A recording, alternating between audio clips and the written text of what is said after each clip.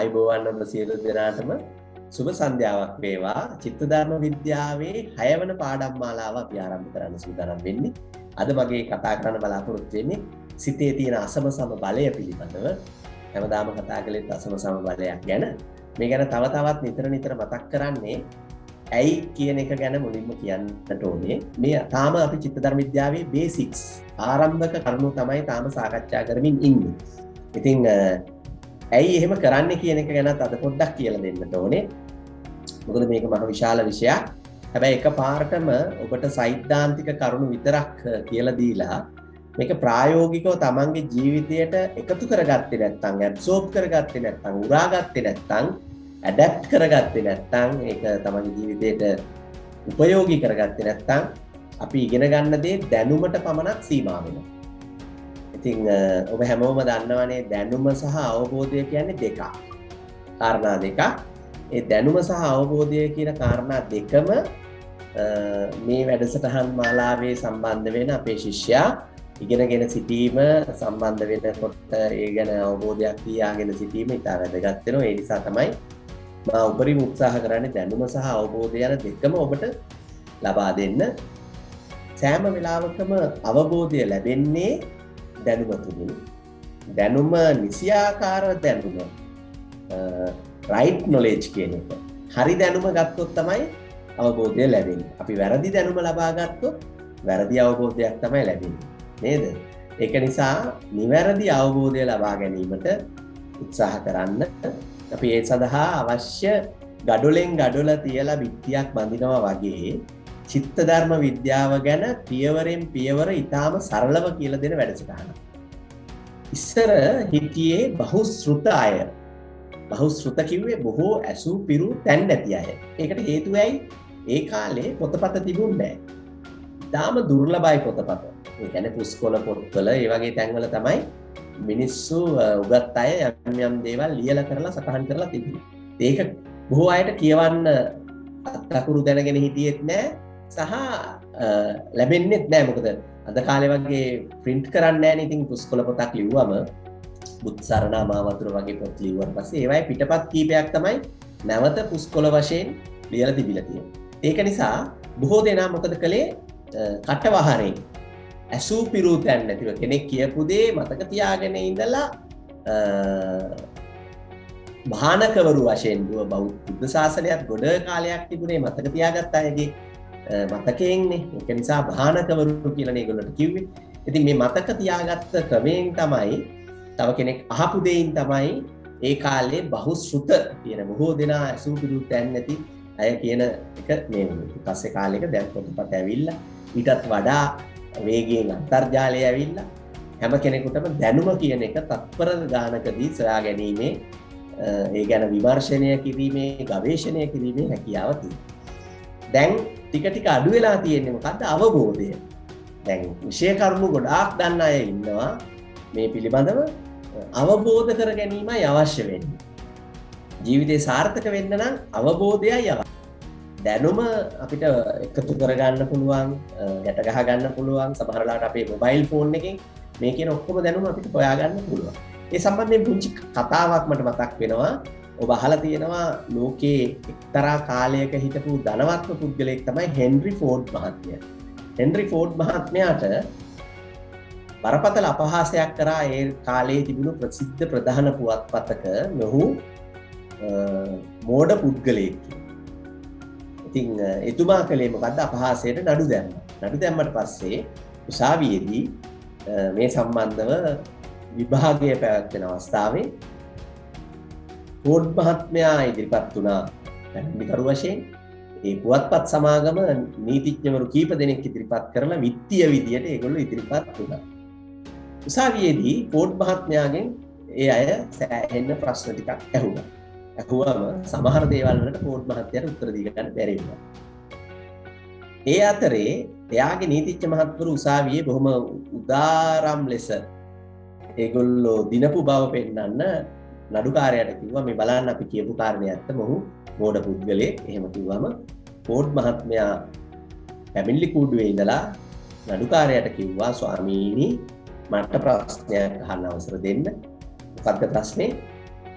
නීතිඥ මණ්ඩලයේ දිහා හැරිලා පොත් මහත්මයා කිව්වා ඔබ දැන් අහපු ප්‍රශ්න ඔබ අනාගතයේදී දැන් අහන්න ඉදිරියේදී අහන්න හිතන් ඉන්න ප්‍රශ්න ඒ වගේම ඔබ අහන්න දන්නේ නැති ප්‍රශ්න මේ ඕනෑම ප්‍රශ්නයකට උත්තර හොයාගන්න පුළුවන් පුද්ගලයෝ කණ්ඩායමක් මා යටතේ සේවය කරනවා. මගේ කාර්යාලයේ මේසේ උඩ බොත්තම් වගේක් තියෙනවා. ඒ බොත්තමක් ඔබපු ගමන් ඔබ අහපු ප්‍රශ්නයකට උත්තර දෙන්න පුළුවන්. ඒක නිසා මේක ගැන ඒ තරම් වෙහෙසවීම වැදගත් නෑ කියලා. ඉතින් එතනින් පස්සේ පොඩ් මහත්මයා නඩුව දිනුවා. ඒකේ තේරුම අපිට දැනුම සොයාගන්න එක දැන් ඉතාම පහසු දෙයක්. අවබෝධය ලබා ගැනීම ඉතාම අපහසු දෙයක්. අපි වසර 2000 ගානකට පස්සේ බෞද්ධ ඉතිහාසය ගත්තම අපි දවසෙන් දවස අපේ ධර්මයේ දැනුමෙන් අපි තව පෝෂණය වෙනවා. අවබෝධයෙන් ඈත් වෙන බවයි තියෙන්නේ. ඒක නිසා චිත්ත ධර්ම විද්‍යාව ඉගෙන ගන්නා ශිෂ්‍යයා දැනුම එකතු කරනවා හා සමානවම අවබෝධය එකතු කර ගැනීම වැදගත් කියලා මම නැවතත් ඔබේ ඉල්ලීමක් කරනවා. ඒකට හේතුව ඔබ මේ එක කරුණක් හරි ජීවිතයට ඇබ්සෝබ් කරගත්තොත්, එකතු කරගත්තොත්, අවබෝධ කරගත්තොත් ඔබේ ජීවිතය සාර්ථක වෙන බව මට සහතික වශයෙන්ම කියන්නත් පුළුවන්. මේ චිත්ත ධර්ම විද්‍යාවේ රහස අසම සමභාවය එයයි. ඒක නිසා ඔබ ඉගෙන ගන්න එක දහම් කරුණ, එක ධර්ම කරුණ, එක මානසික කාරණය සමහරලාට ඔබේ ජීවිතේ හැරවුම් ලක්ෂ්‍ය වෙන්න පුළුවන්, ටර්නින් පොයින්ට් එක වෙන්න පුළුවන්. අපි දැනුම වගේම අවබෝධය එකතු කරගන්න පිරිසක් බවට පත් වෙනවා. ඔබ සියලු දෙනාටම ඒ සඳහා අවබෝධය ලබා ගන්න ලැබේවා කියලා ප්‍රාර්ථනා කරමින් අපි වැඩසටහනේ ඉදිරි පියවරට යමු. අද අපිත් එක්ක සම්බන්ධ වෙලා ඉන්න අයට අලුත්ම අදහස් ටිකක් කියලා දෙන්න බලාපොරොත්තු වෙනවා. මේ කරුණු දැනුමට එකතු කරගෙන අවබෝධයට ලක් කරගන්න.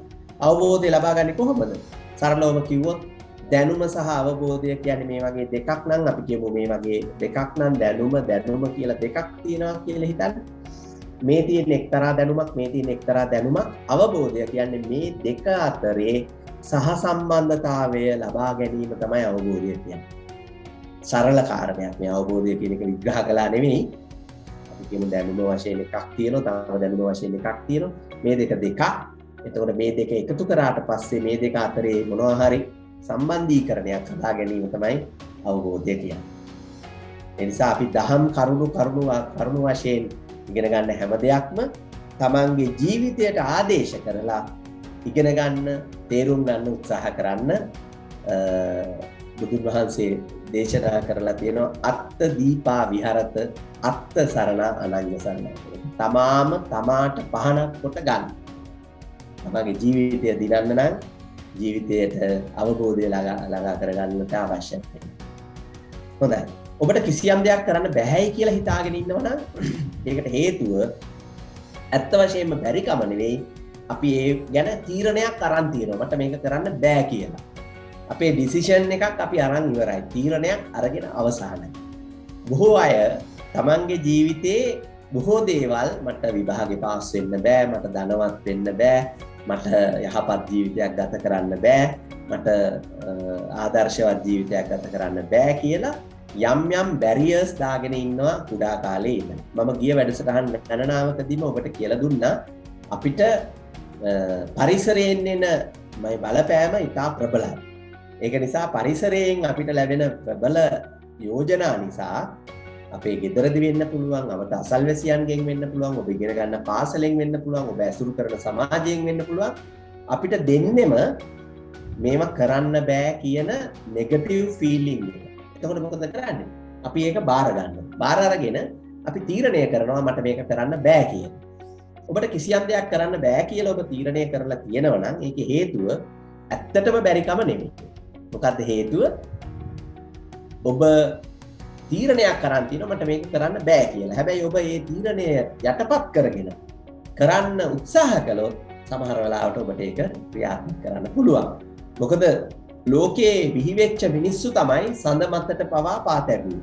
අපි තාම හඳේ ඉන්න හාව ගැන කතා කරනකොට නේද? අපි තාම හඳ මගෙන් කිරිපැණි ඉල්ලනකොට ලෝකයේ තවත් රටක මිනිස්සු උත්සාහ කරා මේ හඳට ගිහිල්ලා බලන්න ඇත්තටම මේකේ ජීවීන් ඉන්නවද, මොන වගේ කාලගුණයක් තියෙනවද, මොන වගේ වාතාශ්‍රයක් තියෙනවද, සඳ මත පදිංචි වෙන්න පුළුවන් ආදී වශයෙන් බලන සිතුවිල්ලක් තිබුණා. ඒක නිසා කෙනෙක්ගේ සිතිවිලි පරම්පරාව මත තමයි එයාගේ අනාගතය තීරණය වෙන්නේ. ඒ අනාගතය තීරණය වීම සිදු වෙන්නේ අපි සිතන යම් කිසි වැදගත් සිතිවිල්ලක් නිසා. ඒක නිසා ඔබ සියලු දෙනාම ඔබට කිසියම් දෙයක් කරන්න බැරියයි කියලා හිතාගෙන ඉන්නවා නම් ඒකට හේතුව ඒ තීරණය අපි අරන් තියෙනවා. දැන් උදාහරණයක් විදිහට මම මෙතන කියලා තියෙන්නේ මේ සමරසිංහ මහත්තයාගේ පොතක තිබිච්ච උදාහරණයක්. ඒ කියන්නේ අපි දැන් අඩි කීපයක් දිග අඩියක් විතර පළල ලෑල්ලක් බිම දාලා තියෙද්දි ඒක උඩ ඕනෑම කෙනෙක්ට ඇවිදගෙන යන්න පුළුවන්. හැබැයි මේ ලෑල්ලම තව අඩි 10ක් 20ක් උසින් තියලා අපිට ඇවිදින්න කිව්වොත් අපිට කිසි කෙනෙකුට මං හිතන්නේ ඒක ඇවිද ගන්න අපහසුයි. ඒකට හේතුව තමයි අපිට ඒක පුහුණු වීමක් නැතිකම. ඒකෙන් අදහස් වෙන්නේ නැහැ ඒක කරන්න බැරි දෙයක් කියලා. මොකද ඒක කරන අය ඕන තරම් ඉන්නවා. නේද? ඇයි අපේ සිතේ තියෙන බය, අපි ලබාගත්ත පුහුණුව, අපි పూర్වයෙන් අපේ තියෙන විනිශ්චය නිසා අපි මේක කරන්න නැතුව ඉන්නවා. ඔබ දැකලා තියෙනවා සර්කස් වල ඉන්න කට්ටිය කම්බි වල උඩ පවා ඇවිදිනවා. මේ කම්බියෙන් ඊළඟ කම්බියට මාරු වෙනවා. අපිට නම් ඒක අපේ ඇඟේ හිරිගඩු පිටෙන, මවිල් කෙලින් වෙන ඒ වගේ අපහසු ක්‍රියාවක්. හැබැයි පුහුණු වුණාට පස්සේ මේක කරන්න පුළුවන්. එහෙමනම් ලෝකයේ ඕනෑම කෙනෙකුට Tamanට අවශ්‍ය දේ කිරීමේ හැකියාව සහිතව විභව ශක්තිය සහිතව තමයි ඉපදිලා තියෙන්නේ. ඒ විභව ශක්තිය ඊටාම ඉහළ විභව ශක්තියක්. ඒ විභව ශක්තිය අපි සියලු දෙනාටම ලැබිලා තියෙනවා. ඉතින් මතක තියාගන්න ඒ නිසා බොහෝ දේවල් අපි මානසිකව තීරණය කරලා අවසానයි කරන්න බෑ කියලා. ඒක නිසා තමයි අපිට ඒක කරගන්න බැරි වෙලා තියෙන්නේ. අපිට පුළුවන් කියලා අපි මේ මානසික කඩාගෙන ගිහින් තියෙනවා නම් අපිට ඒක කරන එක ඒ තරම් අපහසුයක් නෙමෙයි. පුහුණු වෙච්ච අය ඉතා අපහසුවකින් මේ වගේ පැරෂූට් වලින් බානේවා, සර්කස් වල කම්බි උඩ යන්නේවා නේද? සමහර ඔබ දකින්න ඇති චීනයේ වගේ රටවල් වල අර ඉතා උස කඳු වල ඉඳලා ඊළඟ කන්ද දක්වා තියෙන විදුලි කම්බි රිපෙයාර් කරන කට්ටිය නේද? ඡායාරූප පහුගිය දවස්වල සමාජ මාධ්‍ය වල ගියා. ඒ රිපෙයාර් කරන අය සමහර වෙලාවට ඒ කම්බි දෙකක් උඩ වාඩි වෙලා කකුල් දෙක පොඩි ගැටයක් වගේ දාගෙන ඉඳගෙන ඒකේ ඉඳගෙන නූඩල්ස් කන ෆොටෝ දාලා තිබුණා නේද? ඉතින් සමහර වෙලාවට අපිට භෞතික ලෝකයේ අපිට බැලූ ගමන් එක පාරටම අපේ කකුල් දෙක හිරි වැටිලා අපේ ශරීරයට පොඩි හිරි ගතියක් ඇති වෙලා නිකන් පොඩි පණ නැති ගතියක් ඇති වෙනවා ඒ ෆොටෝ එක දැක්කම. ඉතින් මේ ඔක්කොම තේරුම බොහෝ දේවල් අපි බෑ කියලා හිතාගෙන මානසිකව අපි දාගෙන ඉන්න බැරියර් එක තමයි අපේ ජීවිතයේ අපිට ලොකු බාධාවක් වෙලා තියෙන්නේ. ගොඩාක් අයට තමන්ගේ ජීවිතේ ජය ගන්න බැරි ප්‍රධාන හේතුව ඔබට කිසියම් දෙයක් කරන්න බෑ කියලා ඔබ పూర్ව නිගමනයක ඉන්න එක. ඒක නිසා චිත්ත ධර්ම විද්‍යා ශිෂ්‍යයා අනිවාර්යයෙන්ම ඒ වගේ මානසික බැරියර්ස් ඉවත් කරගන්නට අවබෝධය කියන එක ලබා ගන්නට ඕනේ, ඇති කරගන්නට ඕනේ. ඉතින් සැකය කියන්නේ ඒ වගේ බැහැ කියන මානසිකත්වය ඇති කරන දෙයක්. ඒ කියන්නේ මට මේක කරගන්න බැරි වෙයිද කියන සැකය ඇති නේද? ගොඩාක් අයට මට මේ විභාගේ පාස් වෙන්න පුළුවන් වෙයිද, මට ඉංග්‍රීසි කතා කරගන්න බැරි වෙයිද, මට සභාවක් ඉස්සරහ කතා කරගන්න බැරි වෙයිද, මට වැදගත් රැකියාවක් කරන්න බැරි වෙයිද කියලා නේද? මට ධනවත් කෙනෙක් වෙන්න බැරි වෙයිද කියලා හිතෙන අවස්ථා තියෙනවා. මේ සැකය අපේ මනස අහුරනවා. එතකොට අපි මනස වහනවා. ඊට පස්සේ අපිට කියනවා නෑ ඔයාට බෑනේ කරන්න කියලා අපිට අපේ పూర్ව තිබිච්ච මතකයන්, పూర్ව තිබිච්ච විශ්වාසයන් අපිට කියනවා ඔයාට මේක කරන්න බෑ, ඔයා පෙනුමෙන් කැත කෙනෙක් කියලා අපි මේ වගේ මානසික තත්ත්වයන් නැති කරගෙන ඉන්නවා. මට හම්බෙලා තියෙන සමහර අය ඉන්නවා ඒගොල්ලෝ බැලූ බැල්මට ඉතාමත්ම කඩවසම්, එහෙමත් නැත්නම් සිත් ගන්නා සුළු, ලගන්නා සුළු ආකර්ශනීය පෙනුමක් තියෙන අය. හැබැයි ඒ අය මගෙත් එක්ක කතා කරාම මට තේරුණා සමහරුන් තමන්ගේ තියෙන ලස්සන පෙනුම ගැන ඉතාම අඩු මානසිකත්වයකින් ඒගොල්ලොන්ට හිතනවා මම එච්චර ලස්සන නෑ, මගේ දත් ටික තියෙන විදිය හරි නෑ, මගේ නාහේ තියෙන විදිය හරි නෑ, මගේ ඇහි බැම හැදිච්ච විදිය හරි නෑ ආදී වශයෙන් ඒගොල්ලෝ තමන් ගැන පූර්ව නිගමන ටිකක ඉන්නවා. හැබැයි මේ නිගමන සෑම වෙලාවකම සත්‍ය නෙවෙයි. මොකද හැම වෙලාවකම අපි නිගමනය කරලා තියෙන්නේ අපි දන්න වටපිටාව අනුවනේ නේද? ඒක නිසා අපිට මේ මානසික බාධාව හරි ප්‍රශ්නයක්. ඒක නිසා බොහෝ ලස්සන කාන්තාවෝ ලස්සන තරුණ දියණියෝ තමන්ගේ තියෙන මේ සුන්දරත්වය ගැන බොරු සැකයක් ඇති කරගෙන ඒක විනාශ කරගන්නවා. ඇත්තටම ඊට වඩා ලස්සන පෙනුමක් ඒගොල්ලෝ ගාව තියෙනවා. ඉතින් සමහර උගත්කම නැහැ කියලා කිසිම දෙයකට සුසුකම් නැහැ කියලා පස්ස ගහලා ඉන්න මිනිස්සු ඉන්නවා නේද?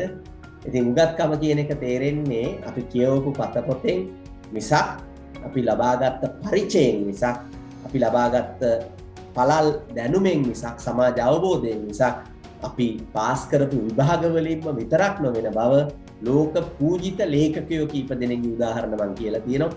ඔබ අහලා තියෙනවනේ මාර්ටින් වික්‍රමසිංහ මැතිතුමා අපේ රටේ හිටපු කොග්ගල මහා ප්‍රඥා විදියට සැලකපු ඒ වගේම පාසලේ 8 පන්තිය විතරක් සමත් වෙච්ච මාර්ටින් වික්‍රමසිංහයන් අපේ රටේ තිබිච්ච ඒ කාලේ තිබුණු උසස්ම තැන විදියට සැලකෙන ලංකාවේ ඉහළම ප්‍රවෘත්ති පත්‍ර සමාගම එක්සත් ප්‍රවෘත්ති පත්‍ර සමාගමේ කවුස් එකේ සිළුමිණ පත්තරේ ප්‍රධාන කර්තෘ බවට පත් වුණා. ඒ කාලේ සිළුමිණ හැඳින්වුවේ සතදහයේ විශ්වවිද්‍යාලය කියලා. ඒ තරම් ගැඹුරු උසස් රසවින්දනයක් සහිත ලිපි පළ කරපු තැනක්. ඉතින් මාර්ටින් වික්‍රමසිංහයන් අපේ රටේ හෙළයේ මහාගත්කරු බවට පත් වුණේ ඒ කියන මහා විශාල පාසල් අධ්‍යාපනයක් ලැබලා නෙවෙයි, අඛණ්ඩව තමා ගැන විශ්වාසය ඇතුව පොතපත කියවලා ලබාගත් පරිචය. ජී.බී. සේනානායකයනුත් ඒ වගේ කෙනෙක්. මාර්ටින් වික්‍රමසිංහයන්ටම සම කරන්නට පුළුවන් තවත් වැදගත් කෙනෙක් නේ ජී.බී. සේනානායකයා. එයත් විධිමත් පාසල් අධ්‍යාපනයක් ලැබපු කෙනෙක් නෙවෙයි. ඒ කාලේ ඉඳපු විශිෂ්ටතම ලේඛකයෝ. ඒ වගේම පිටරට අය ගත්තොත් ෂේක්ස්පියර්ලා, බර්නාඩ් ෂෝලා, මැක්ස්කින් ගෝර්කිලා වගේ අය ඇත්තටම මේ විධිමත් පාසල් අධ්‍යාපනයක් නොලබපු අය. මේ සෑම කෙනෙක්ම තමන්ගේ උගත්කම වඩා වර්ධනය කරගෙන අර සැකය, බය, මං කිසිම දෙයකට සුදුසු නෑ කියන එක ඉවත් කරගෙන මානසික බැරියර් එක ඉවත් කරගත්ත නිසා ලෝකයේ ඉහළම සම්භාවනාවට පත් වෙච්ච අය. ඔබ දන්නවනේ කවරදාකවත් විශ්වවිද්‍යාලයකට ගොඩ නොවෙච්ච, ඒ කියන්නේ ඉගෙනීම සඳහා ගොඩ නොවෙච්ච අපේ අතිඋතුම් මහානායක බලංගොඩ ආනන්ද මෛත්‍රේය මහානායක ස්වාමීන් වහන්සේ ලංකාවේ තියෙන සෑම විශ්වවිද්‍යාලයකින්ම ආචාර්ය මහාචාර්ය උපාධි වලින් පිදුම් ලැබුවා විතරක් නෙවෙයි, ඉන්දියාවේ බොහෝ විශ්වවිද්‍යාලවලින් උන්වහන්සේට සම්මාන මහාචාර්ය පදවි පිරිනැමුවා. ටිබෙට් රටෙන් අභිරද මහා රට්ඨගුරු කියලා මහා ලෝකයේ කෙනෙකුට දෙන්න පුළුවන් ඉහළම සම්මානයෙන් පිදුම් ලැබුවා. සමහර ඉන්දියාවේ විශ්වවිද්‍යාලවලින් දීපු මහාචාර්ය සම්මාන මහාචාර්ය පදවි බාර ගන්නවත් උන්වහන්සේ ගිහිල්ලා තිබුණේ නැහැ. ඒක නිසා ඒ වගේ මහා උගත් වියත් අය ඉන්නවා. ඒගොල්ලෝ අර මානසික බැරියර් එක නැති කරගත්ත අය. නේද? මානසික බැරියර් එක නැති කරගත්ත අය. ඒක නිසා මේ ගැන මං හිතන්නේ ඔබ සියලු දෙනාම අවබෝධය ලබා ගැනීම අවශ්‍යයි. තමන් ගැන තමන් කුංචියට හිතන එක කඩා බිඳ ගන්න මේ වෙලාව පාවිච්චි කරන්න. මේ වැඩසටහන් මාලාව පාවිච්චි කරගන්න. ඔබ තවදුරටත් කුංචි හැකිලිරු සමාජයට ඉස්සරහට යන්න බැරි කෙනෙක් නෙවෙයි. ඔබ හොඳ ශක්තිමත්, හොඳ අධිෂ්ඨානයක් තියෙන, ලංකාවේ නෙවෙයි ලෝකයේ ඕනෑම කෙනෙකුට අභියෝග කරන්න පුළුවන් ඔබේ මොනවා හරි කුසලතාවයක් තියෙන කෙනෙක් බව මතක තියාගන්න. මත්ද්‍රව්‍ය නිසා මොලේ සෛල අකර්මණ්‍ය වෙනවා. එතකොට ශක්තිය නැති වෙනවා. ඒ වගේම දෙයක් වෙනවා විෂ සහිත සිතිවිලි නිසා. ඉතින් සමහරුන්ගේ හිතේ තියෙන්නේ මහා විශාල විෂ සහිත සිතිවිලි. මා නිතර කියන උදාහරණයක් මේ නගර සභාවේ කුණු ලොරිය නේද? නගර සභාවේ කුණු ලොරියට කවුරුවත් ගෙදර තියෙන වටිනා දේවල් දාන්නේ නැහැ. හොඳ දේවල් දාන්නේ නැහැනේ. අපේ ගෙදර තියෙන රත්තරන් බඩු, වටිනා දේවල්, ඉලෙක්ට්‍රොනික උපකරණ ගිහින් දාන්නේ නැහැනේ. එහෙනම් නගර සභාවේ කුණු ලොරියට දාන්නේ අපද්‍රව්‍ය. ඒ කියන්නේ අපේ බැහැර කරන දේවල්, කාලා අහකට දාපු ඉඳුල් වගේ දේවල්. ඉතින් සමහරුන්ගේ හිත හරියට නගර සභාවේ කුණු ලොරිය වගේ. අල්ලපු ගෙදර මිනිස්සුන්ට මොකද වුනේ? ඉස්සරහා ගෙදර මිනිස්සුන්ට මෙච්චර හරියන්න හේතුව මොකද? එහා ගෙදර ගෑනු ළමයා පැනලා ගියේ ඇයි? අල්ලපු ගෙදර මිනිස්සයා මෙච්චර හොඳ කාර් පදින්නේ කොහොමද? මොකක් හරි විධානයක්වත් කැඩුවද? හොරකමක්වත් කරාත් දන්නේ නැහැ. මේ මිනිහට මෙච්චර සල්ලි කොහෙන්ද උතුරන්න කිය පැසව ඉන්න එක තමයි කරන්නේ. ඒ වගේම තමන්ගේ නෑ හැදෑයන්ට හරි අනේක සමහරුන්ට දිරවන්නෙම නැති දෙයක්. ඉතින් ඒ දිරවන්නේ නැති එකක් ඇත්තටම මානසික මේ එකක් හැමෝට මේ වගේ ප්‍රශ්න තියෙනවා. නේද? ඉතින් ඒක තමයි විෂ කියන්නේ. ඉරිසියාව, ක්‍රෝධය, මදය, මානය මේ වගේ දේවල් බුදුන් වහන්සේ මම කලින් දවසේ කිව්වා කෙලෙස් 1500ක් ගැන. ඉතින් මේවායින් අපි පිරීලා ඉන්නවා. එතකොට මොකද වෙන්නේ? මේවා වැඩිපුර පුරෝගෙන ඉන්න අයට නිතර කරදර ළඟා වෙනවා. බැලූ පැත්තෙන් කරදර ළඟා වෙනවා. ඇයි? ඔබ දන්නවනේ ආකර්ෂණ නීතිය කියලා එකක් තියෙනවා. ඉතින් අපි අනුන්ට හෙලා තලා කතා කරනවා නම්, අනුන්ගේ වැරදි දොස් දකිනවා නම්, අනුන් ගැන ඊර්ෂ්‍යාව, ක්‍රෝධය, වෛරය, මානය පුරෝගෙන ඉන්නවා නම් ඒක කරන්නේ කොහෙන්ද? ඒක කරන්නේ තමන්ගේ හිතෙන්. එහෙනම් අපේ හිත මහ කුණු ගොඩක්, කුණු ලොරියක් වෙලා තියෙනවා. ඉතින් ඒ තැන් වලට කුණු ගෙනලා දාන එක තමයි මිනිස්සුගේ සිරිත. නේද? දැන් සමහර අපේ මේ ප්‍රදේශවල ඔය හන්දිවල කුණු දාන තැන් තියෙනවනේ. නගර සභාවේ බෝඩ් ගහලා තිබුණාට කුණු මෙහි කුණු දැමීමට ආනම් කියලා කුණු දාන තැන් තියෙනවා. ඒ වගේ සමහරුන්ගේ මේ කියන දුර්වල සිතිවිලි නිසා ඒවට ආකර්ෂණය වෙන්නේ දුර්වල දේවල්. ඉතින් කුණු ගොඩක් තියෙන තැනට එකතු වෙන්නේ කවුද? නිලමැස්සෝනේ. නේද? හොඳ අය එන්නේ නැහනේ. හොඳ මේ කට්ටිය කවුරුත් කුණු ගොඩ ගාවට ඇවිල්ලා එතන කතා කර ඉන්නේ. ඒ වගේ යන්නේ නැහැ. ඒක නිසා අපි අපේ හිත කුණු ගොඩක් නම් අපිට එකතු වෙන්නේ නිලමැස්සෝ. එතකොට අපිට හම්බෙන්නේ යාළුවොත් ඒ වගේ අය. එතන අපිට ජීවිතේ කරදරමයි එන්නේ. ඒක නිසා මතක තියාගන්න, විෂගෝර සත්තු දැක්කම මොකද්ද කරන්නේ? මිනිස්සුන්ව මරලා දාන්න තමයි හදන්නේ. කොල්ලක් තරම් ගහන්න හදන්නේ නේද? ඒක නිවැරදි නෑ. ඒ වුණාට ඉතින් අපේ සමාජයේ පුරුදු වෙලා ඉන්නේ සර්පෙක් දැක්කම ඌ ඉක්මනට විනාශ කරලා දාන්න. නේද? ඉස්සර කියනෝනේ විෂගෝර සර්පයා දැක නාරු මෝඩයා කියලා. ඒක කියන්නේ අපි විෂගෝර සර්පයෙක් දැක්කම ඒක ඇත්තටම දහම් ගැටයක්. එතකොට විෂගෝර සර්පයා දැක්ක ගමන් මිනිස්සු පුරුදු වෙලා තියෙන්නේ පොල්ලක් තරම් උට ගහලා මරන්න. ඒ වගේ තමයි අපේ හිතේ දුර්වල නරක සිතිවිලි තියෙනකොට හැමතිස්සෙම මිනිස්සුන්ට හිතෙනවා තව අපිට ලෙඩ දාන්න, ප්‍රශ්න දාන්න, එක ඒවා කරන්න. ඒක නිසා ඔබට ඔබේ ජීවිතේ නිතරම තියෙන කරදර නම්, ප්‍රශ්න නම් පොඩ්ඩක් ආපස්සට හැරිලා බලන්න. ඔබ දිහා, එළිය දිහා නෙමෙයි, අනුන් කරන දේවල් දිහා නෙමෙයි. අපේ හිතේ තියෙනවද මොනවා හරි අවුලක්, වැරද්දක්. ආන්නේ අවුල, වැරද්ද සමහර වෙලාවට හේතු වෙන්න පුළුවන් ඔබට මේ වගේ දේවල් වැඩිපුර ආකර්ෂණය වෙන්න. ආකර්ෂණ නීතිය කියන එක ධනාත්මක එකක් පමණක්ම නෙවෙයි. ඍණාත්මක දේවලුත් ආකර්ෂණය වෙනවා. නේද? හොඳ දේට හොඳ දේ ආකර්ෂණය වෙනවා, නරක දේට නරක දේ ආකර්ෂණය වෙනවා. එහෙමනම් අපි සියලු දෙනාටම ඒක ගැන පොඩි අවබෝධයක් ලබා ගැනීම ඉතාවදක. සිත කලබල වෙච්ච අවස්ථාවක කරන්න ඕනේ පුංචි උපක්‍රමයක් මෙතන මම කියලා තියෙනවා. සිත කලබල වෙච්ච අවස්ථාවක හැමතිස්සෙම හිත කලබල බව සිහි කරන්න මොහොතක්. S2 පියාගෙන මගේ හිත කලබලයි. මේක ඇත්තටම විදර්ශනා භාවනාවක ස්වરૂපය තියෙන දෙයක්. වරද්ද ගන්න එපා. විදර්ශනාව නෙවෙයි. විදර්ශනා භාවනාව ටිකක් ඊට වඩා ගැඹුරු, ඉතා ශ්‍රේෂ්ඨ දෙයක්. මම කියන්නේ ඒ හැඩය තියෙන ක්‍රමයක්. මොකද්ද කරන්නේ? මගේ සිත කලබලයි කියලා හිතුවම ඔන්න හිතේ හීලා වෙන්න පටන් ගන්න ක්‍රමයක්. මොකද හිත කියන එක හරිම සංවේදී දෙයක්. ඔබට හිතුනොත් මට දැන් වෛර සිතුවිල්ලක් ඇති වෙලා තියෙනවා කියලා චුට්ටක් මේක මම කියන දේ පුළුවන් නම් පුහුණු වෙන්න බලන්න. ඔබට හිතුනොත් ක්‍රෝධ සිතුවිල්ලක් ඇති වෙලා තියෙනවා කියලා තප්පරයක් දෙකක් පුළුවන් නම් ඉන්න තැන ඇස් පියාගෙන ඇස් නොපියා හරි කල්පනා කරන්න මගේ හිතට ආවේ ක්‍රෝධ සිතුවිල්ල, වෛර සිතුවිල්ල. ඒක භාවනාවකත් තියෙන එක්තරා උපදේශයක්. ඒ තමයි මගේ හිතට එන යන සිතුවිලි දිහා බලාගෙන ඉන්න කියන්නේ. වෙන මොකුත් නෑ. ඒක සරලම දෙයක්.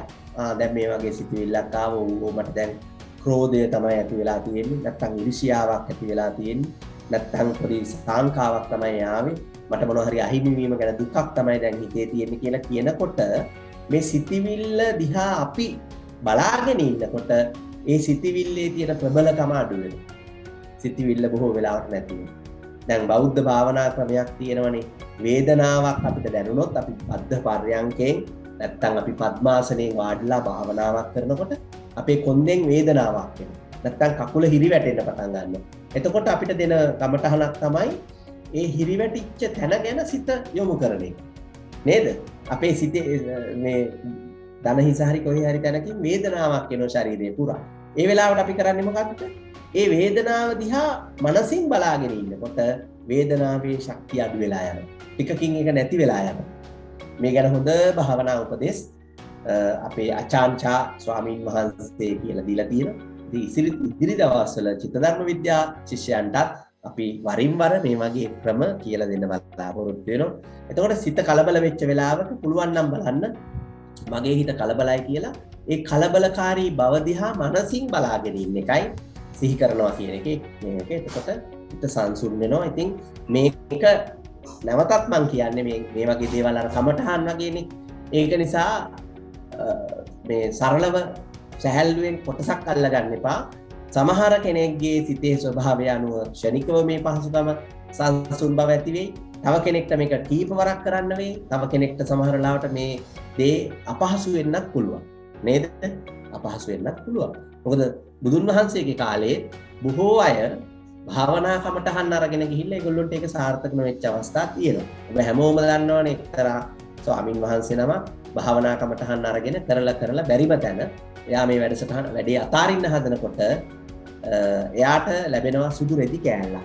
රෙදි කෑල්ලක් ලැබිලා මේක පිහිදදා ඉන්න කියලා අනිත් ස්වාමින් වහන්සේලා බුදුන් වහන්සේත් එක්ක වඩිනවා දානෙට. දානෙට වැඩලා එනකොට මෙයා අත්ත වශයෙන්ම මාර්ගඵලය ලබනවා. රජෝහරණං කියලා නේද කිව්වේ. මට මතක විදිහට. එතකොට මේ සුදු රෙදි කෑල්ල කිලිතිවීම දිහා බලාගෙන යාගේ අවබෝධය මතුවුණා. ඒකයි උනේ. අවබෝධය මතුවුණා. එතනයි මේ සිත කලබල වෙන අවස්ථාවලත් කලබල වීම ගැන බලාගෙන ඉන්නකොට ඔබට හිතේ කලබල බව කියන එක ටික ටික සංසුන් වෙලා නැති වෙලා යන්න පුළුවන්. ඊළඟ දේ පෙර කර්මය නිසා දුප්පත්ව දුක් විඳිනවා කියලා සමහරු හිතනවා. අපේ රටේ බොහෝ දෙනා කියනවා නේ අපි දුප්පත් වෙලා ඉන්නේ පෙර කර්මේ තමයි. ඉතින් මොකද කරන්නේ නේද? එහෙම කියලා කියන අය නිතර හිතන දේවල් වර්ධනය වෙන එක තමයි ස්වභාවය.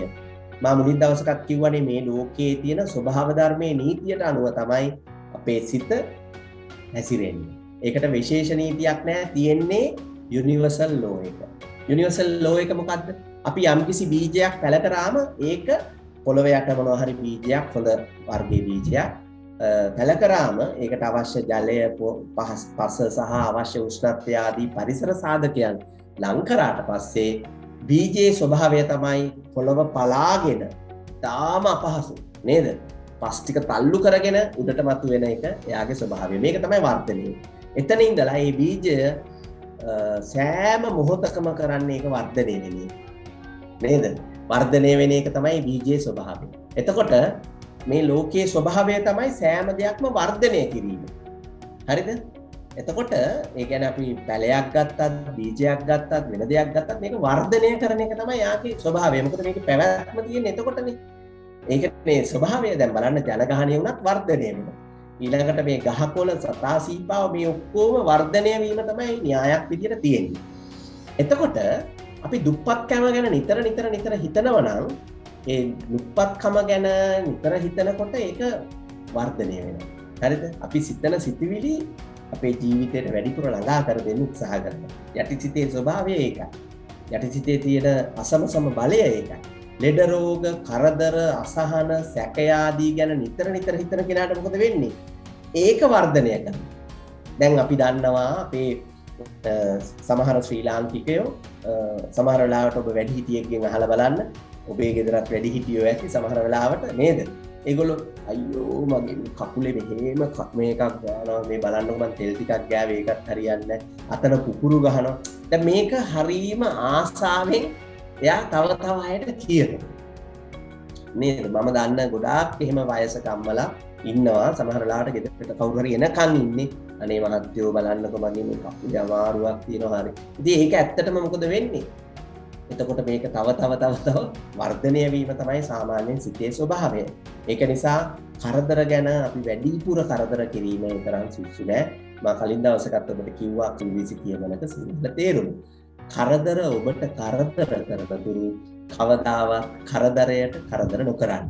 ඒක නිසා කරදර වලට පැත්තක ඉන්න දෙන්න. ඒක ඒව තිබුණාද? ඒක අපේ ජීවිතයට බද්ධ කරගන්න යන්න එපා. හැබැයි ඒකෙන් අදහස් වෙන්නේ නෑ අපිට මොන හරි ගැටලු ආවම අපි අහක බලාගෙන පැත්තකට වෙනවා කියලා. ඒකට විසඳුම් හොයන්න ඕනේ. ඒකයි තියෙන්නේ. දැන් අපේ මානසිකත්වය මොකක්ද? අපි ප්‍රශ්නය ගැන කල්පනා කරනවා. චිත්ත ධර්ම විද්‍යා ශිෂ්‍යයා නිවැරදි කෙනා මොකද කරන්නේ? විසඳුම ගැන කල්පනා කරනවා. right? හැමෝම මතක තියාගන්න අපි ගොඩාක් වෙලාවට විසඳුම නෙමෙයි answers තමයි පුරුදු වෙලා තියෙන්නේ. පිළිතුර. ඇත්තටම solution තමයි ඕන. දැන් බලන්න අපේ රටේ ගොඩ දේවල් වලට අපිට answers තියෙන්නේ. answers කියන්නේ solution නෙමෙයි. ඒ කියන්නේ දැන් covid නිසා ඉස්කෝල වහලා තියෙනවා. ඒකට ඕන තරම් answers තියෙනවා. නේද? සෞඛ්‍ය වලින් එපා කියලා තියෙනවා. එහෙම ගොඩාක් අපි answers හදාගෙන තියෙනවා. ඇයි ඒ? අපේ අධ්‍යාපන ක්‍රමය අපි අවුරුදු 13ක් විශ්වවිද්‍යාලය අවුරුදු 5ක් බොහෝ වෙලාවට අපිට උගන්වලා තියෙන්නේ විෂයමාලාවක් උගන්වලා ඒකට answers දෙන්න. දැන් අපිට ඕනේ මොනවද? solutions. විසඳුම්. උත්තර නෙමෙයි. උත්තර ඕන විදිහකට දෙන්න පුළුවන් නේ. සමහරලාට කට කැඩිච්ච උත්තරයක් දෙන්න පුළුවන්. දැන් කවුරු හරි කෙනෙක් ප්‍රශ්නයක් අහුවම මට උත්තරයක් දෙන්න පුළුවන් මොකක් හරි. හැබැයි solution එකක් අවශ්‍යයි. විසඳුමක් අවශ්‍යයි. එතකොට මතක තියාගන්න ඔබේ ජීවිතේ කරදර තියෙනවා නම් ඒකට answers වැඩන්න අනේ මට මෙහෙම වෙලා තියෙනවා අරයා මෙහෙම කළා මෙහෙම ඕවා තමයි answers. හැබැයි solution එක මොකද්ද? මොකද්ද මේ ප්‍රශ්නෙට මගේ තියෙන විසඳුම? එච්චරයි. එතකොට ප්‍රශ්නේ විසඳගෙන ක්‍රමය හම්බ වෙනවා. එහෙනම් මනස පුරුදු කරගන්න හැම කරදරයක්ම ඔබේ ජීවිතය ආශිර්වාදයක් කරන්න. turning point එකක් කරගන්න. right මට මෙතන barrier එකක් ආවා. එතකොට මොකද කරන්නේ? එතෙන්ට වෙලා läගගෙන ඉන්නවද? අනේ මට මාර වැඩේ වුණේ එහෙම කියලා. එහෙම එකක් නැහැ. ඒකට ලස්සන උදාහරණයක් සමරසිංහ මහත්තයා පොතක තියෙනවා. තරා මේ කුලප්පු වෙච්ච ගොනෙක් ඇවිල්ලා තුඹසකට වේගෙන් ඇන්නලු යාගේ මේ අං දෙකේ. අන්නම තුඹස කඩාගෙන ගියා. තුඹස හදන්නේ වේයෝ සෑහෙන්න පිරිසක් එකතු වෙලා ලොකු වැඩකින්නේ. ඉතින් සමරසිංහ මහත්තයා උදාහරණෙදිම කියනවා ඒගොල්ලෝ කවුරුවත් ස්ට්‍රයික් කරන්න පටන් ගත්තේ නැහැ. නේද? මේ ගුණාට එරෙහිව අපි සටන් කරමු. එයාට නීතිය ක්‍රියාත්මක කරනු කියලා පිරිස එකතු වෙලා ඒක කළේ නෑ. මොකද ඒගොල්ලෝ කළේ සැබෑ ලෙස මේගොල්ලෝ කළේ මේ එම මොහොතේ ඉඳලාම නැවත ආපහු තුඹස බඳින්න පටන් ගත්ත එක කියලා උදාහරණයක් තියෙනවා. ඒ වගේ අපිට කරන්න ඕන අපේ ජීවිතේට කරදර එනවා නම් අපි ඒ කරදරේ සැබෑ ලෙස අඳුරගෙන ඒකට අවශ්‍ය විසඳුම සොයා ගන්න උත්සාහ කරන්න. අසහන සැකයක් ඒ වගේ දේවල්. අපේ සැකය අසහනය අපේ සිත බාල කරනවා. දුර්වල කරනවා. ඒක නිසා ඒවා නිතර හිතන්න එපා. ඔබේ සිතේ මොනවා හරි සැකයක් ඇති වෙනවා නම් ඒකට පුළුවන් තරම් ඉක්මනට විසඳුමක් හොයාගන්න. උත්තර හොයන්න යන්න එපා.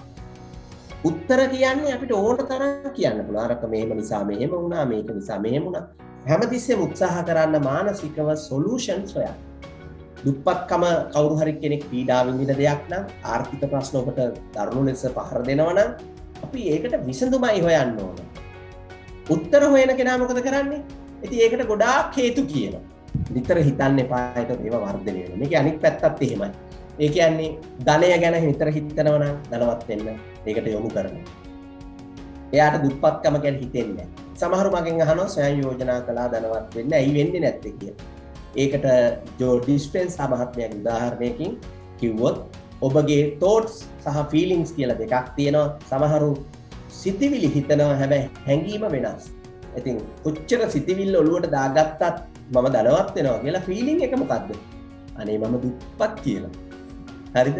ඉතින් මේ දෙක කැටෙනවා. ඔබට ධනවත් කියන සිතිවිල්ල සහ feeling එකක් ධනවත් කියන එක හැදෙන දවසට ඔබේ ස්වයං යෝජනාව සාර්ථක වෙනවා. ඒක නිසානේ ගොඩක් අය ස්වයං යෝජනා කරලා මේක හරි ගියේ නෑ කියලා කියන්නේ. හරියන්නේ නැත්තේ නෑ. ඒක ඊටාම ටක්කෙටම නිවැරදි විද්‍යානුකූල දෙයක්. ඇයි ඒ? අපේ ෆීලිං එක, අපේ ශරීරය පුරුදු වෙලා තියෙන්නේ අපි දුප්පත් කියලා හිතනවා නම් මුළු ශරීරයම පුරුදු වෙලා තියෙන්නේ අපි දුප්පත් කියලා හිතන්නේ. ශරීරයේ තියෙන සෑම සෛලයක්ම හිතන්න පුළුවන් එකක් කියලා මම කලින් දවසේ කිව්වා. ඒ ගැන වැඩි පැහැදිලි කිරීමකුත් ඉස්සරහදී කරන්න. එතකොට මොකද වෙන්නේ? ඉතින් අපි හිතෙන් හිතනවා. හැබැයි මුළු ශරීරයෙන්ම සර්වාංගයෙන්ම මුළු හදවතින්ම අපි හිතනවා මම අනේ දුක්පත්නියෙක්. නේද? නිරෝගීකම ගැන, සහනය ගැන, සතුට ගැන, සාර්ථකත්වය ගැන, ශාස්ත්‍රීයත්වය ගැන නිතර හිතනකොට ඒවා වර්ධනය වෙන්න යොමු කරනවා. ඉතින් ඔබ මේකට ඕනනම් කුංචි අභ්‍යාසයක් කරන්න මෙහෙම. මොහොතක් මේ වැඩසටහනින් පස්සේ වෙලාවක් අරගෙන විනාඩි 2-3ක් වැඩි වෙලාවක් නෙමෙයි කඩදාසියක් අරගෙන ඔබට පුළුවන් සිතට එන සිතිවිලි බොහොම නිස්කලංකව ඉඳගෙන වැඩි ශබ්ද බද්ද නැති තැනක ඉඳගෙන ඕනනම් ඇහැ පියාගෙන ඉඳලා සිතට එන සිතිවිලි ලියන්න. මම මේක මගේ YouTube වීඩියෝ එකක කරලා තියෙනවා. අඩු ගානේ 50ක් ලියන්න. ටිකක් වෙලා ඇහැ පියාගෙන ඉන්නකොට ඔන්න හිතවිල්ලක් එනවා. සිතිවිල්ල එන්නේ ඔෆිස් එකේ ප්‍රශ්නයක් ලිව්වා ඒක. ලොකුවට විස්තර ලියන්න යන්න එපා කාර්යාලයේ ගැටලුව. එච්චරයි. ඊට පස්සේ ආයෙ ටිකක් ඔහේ නිකන් කම්මැලිකම එනකොට එකපාරටම එනවා අල්ලපු ගෙදර මිනිස්සයා මොකක් හරි කියලා බැන්නා. ඒකත් ලියන්න. ඔහොම සිතිවිලි ටික ලියන්න. ඉතින් මම ඒකේ උදාහරණයක් කියලා තියෙනවා 50ක් හෝ 100ක් ලිව්වම මේ 100 ඉතාම සරල මේ උපක්‍රමයක් මම මේ කියලා දෙන්නේ ඔබේ සිත වැඩ කරන ආකාරය ගැන ඔබටම බලා ගන්න පුළුවන් ක්‍රමයක්. මෙහෙම 100ක් 50ක් ලිව්වට පස්සේ ඊළඟට මේ කොලෙන් ධනාත්මක දේවල් ටිකයි ඍණාත්මක දේවල් ටිකයි මාක් කරන්න. පැනක් කරන්න. හරිද? ඊට පස්සේ ගණන් කරන්න. දැන් උදාහරණයකට අපි 50ක් ලිව්වා. 50න් 35ක්ම තියෙන ඍණාත්මක දේවල්. 15ක් තමයි ධනාත්මක දේවල්. මගේ ජීවිතේ ජයග්‍රහණය, සතුට, සාර්ථකත්වය, දින නැහැටි, ධනවත්කම ගැන ඒ පැත්තට නැඹුරු වෙච්ච 15යි. 35ක් තියෙන්නේ ඍණාත්මක දේවල් නම් දැන් ඔබට තක්සේරුවක් තියෙනවා. ඒ කියන්නේ ඔබේ ජීවිතේ වැඩි පැත්ත නැඹුරු ඍණාත්මක සිතිවිලි. එහෙනම් ඔබේ ජීවිතේ ඉස්සරහට යන්නේ පස්සට රිවර්ස්. ඒක සරල උපක්‍රමයක්. මම කියවනේ දැන් වරින් වර සරල පුංචි අභ්‍යාස කියලා දෙනවා. ඉතින් ඔබට මේක කරන්න පුළුවන්. සිතූ දේ නොම වේ නොසිතූ දෙයක් වේ කියලා පැරණි සින්දුවක තියෙනනේ නෝදම් කැරකෙනවා කියලා. ඉතින් ඇත්ත වශයෙන්ම චිත්ත ධර්ම විද්‍යාව නිවැරදිව කරපු කෙනාට මේ ඒක එහෙම වෙන්නේ නැහැ. මොකද අපිට ඒකට විද්‍යාත්මක ක්‍රමයක් මම කියලා දෙන්නම්. දැන් බීජයක් හිටවලා ඒක පැලවෙන තුරු යම්කිසි කාලයක් ඉවසීමෙන් ඉන්න ඕනේ. I think අපේ හිතටත් යම්කිසි යෝජනාවක් ස්වයං යෝජනාවක් කරාම අපිට යමක් ලැබෙනකන් අපිට පොඩි ඉවසීමකින් ඉන්න වෙනවා. බොහෝ අය අද ස්වයං යෝජනාව කරලා හෙට එළි වෙනකොට ප්‍රතිඵල බලාපොරොත්තු වෙනවා. ඉතින් එහෙම ප්‍රතිඵල බලාපොරොත්තු වෙනවා ඒක පොඩි මැජික් එකක් වෙන්නේ නැහැ. හැමෝම හිතනවා එහෙනම් මෙන්න මෙහෙම කරා අසුරු සැනින් මෙහෙම අසුරක් ගහන සැනින් වැඩේ හරි ගියා. එහෙම දේවල් වෙන්නේ නැහැ. නේද? ඒක නිසා අපේ බීජයක් හිටවල පැල වෙනකන් කාලයක් ඉවසන් ඉන්න ඕන වගේම ඔබේ ජීවිතේ සාර්ථකත්වයට යන්නේක අංගලෙන් අංගල දශමෙන් දශම මිලිමීටරෙන් මිලිමීටරේ හරි ඉස්සරහට යන බව විශ්වාසයෙන් ඉදිරියට යන එක අවශ්‍ය. එහෙම නැතුව ඒක චෙක් කර ටෙස්ට් කර බලන්න එපා. මේක වෙලාද එහෙම කියලා බලන්න එපා. ඒක අසාර්ථක ක්‍රමයක්. ඊළඟට මේ අනික් තරංග වගේම චිත්ත තරංගත් විශ්වය පුරා පැතිරලා යනවා. මොකද මනසත් තරංග නිකුත් කරනවනේ නේද? ඒක ටෙස්ට් කරන්න පුළුවන් EEG කියන පරීක්ෂණයකින් ඉලෙක්ට්‍රෝඑන්සෙෆලෝග්‍රෑම් කියන එකෙන් පරීක්ෂා කරන්න පුළුවන්. අපි දන්නවනේ අපේ ගුවන් විදුලි තරංග, රූපවාහිනී තරංග, දුරකථන තරංග, Bluetooth, infrared, X කිරණ, ultrasound කියන ඒවා මේ පරිසරය පුරා තියෙනවා. උදාහරණයකට දැන් ඔබ ඉන්න තැන ඔබේ ඉන්න අවකාශය තුල හිස් අවකාශය තුල ගුවන් විදුලි තරංග, රූපවාහිනී හා දුරකථන තරංග තියෙනවා. Bluetooth ඒවත් සමහර ලාවට ඔන් වෙලා තියෙන්න පුළුවන් ඔබේ කම්පියුටරේ ෆෝන් එකේ ඉඳලා ඊළඟ එකට. එතකොට මේ තරංග අපිට පේන්නේ නැහැනේ. ඒකෙන් අදහස් වෙනවද දැන් එහෙම එකක් නැහැ කියලා? නෑ, තියෙනවා. අපි දන්නවා ඔබ දැන් ඉන්න ඔය මගේ වැඩසටහන අහන් ඉන්න තැන ඔබ ෆෝන් එකෙන් හරි රේඩියෝ එකක් හරි ඔන් කරලා බලන්න. ඔබට අවශ්‍ය channel එක අල්ලන්න පුළුවන්. නේද? ඒකේ තේරුම රිසීවර් එකක් තියෙනවා නම් අපිට අල්ලන්න පුළුවන්. එහෙනම් අපේ සිතිවිලි තරංගත් මේ වගේ. මේක විශ්වය පුරා විසිරලා යනවා. එතකොට අපි ඍණ සිතිවිලි සිතනෙහි ඍණ සිතිවිලි තියන අය අපිත් එක්ක එකතු වෙනවා. අපේ පස්සෙන් එනවා අපිට සම්බන්ධ වෙනවා. එක අත්තට තියෙන කුරුල්ල එක අත්තේ වහනවා කියන විසි කියමනනවා. එතකොට චිත්ත ධර්ම විද්‍යාව අනුව නම් විද්‍යානුකූලව නිවැරදිව මොනවා හරි හිතුවනම් නොසිතු දෙයක් සිදු වෙන්නේ නැහැ. හැබැයි ස්වභාව ධර්මයේ නීතිය නම් නොසිතු දේවල් සිදු වෙනවා. දැන් මේ දවස්වල ගම් වතුර, කුණාටුව, සුනාමිය, කොවිඩ් ඒ වගේ දේවල් හදිසි අනතුරු ඒවා නොසිතු දේවල්. ඒවා ස්වභාව ධර්මයේ නීතියක් ඒක. ඒක නිසා අපි යමක් ප්ලෑන් කරලා හිතුවනම් right ප්ලෑන් කරලා හිතුවනම් ඒ කියන්නේ විද්‍යාත්මක නිවැරදි ක්‍රමයකට සෑන් යෝජනා කළා නම් ඔබ ජීවිතයට සැලසුමක් ඇතුව කටයුතු කරා නම් ඔබේ ජීවිතය සාර්ථක වෙනවා. නේද? අහම්බයකින් ජීවිතය සාර්ථක වෙන්නේ නැති බව මතක තියාගන්න. ඉතින් අපේ අය ගොඩාක් අය විශ්වාස කරන්නේ මිත්‍යා විශ්වාස.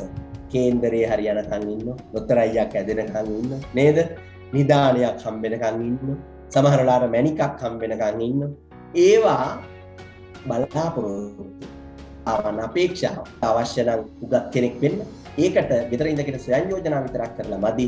ඒකට අවශ්‍ය විෂය මාලාව ඉගෙනගෙන ඉස්සරහට යන්න ඕන. ඔබට අවශ්‍ය වෛද්‍යවරයෙක් වෙන්න නම් ඔබ වෛද්‍යවරයෙක් වීම සඳහා වන ක්‍රියාවලියක් තියෙනවා.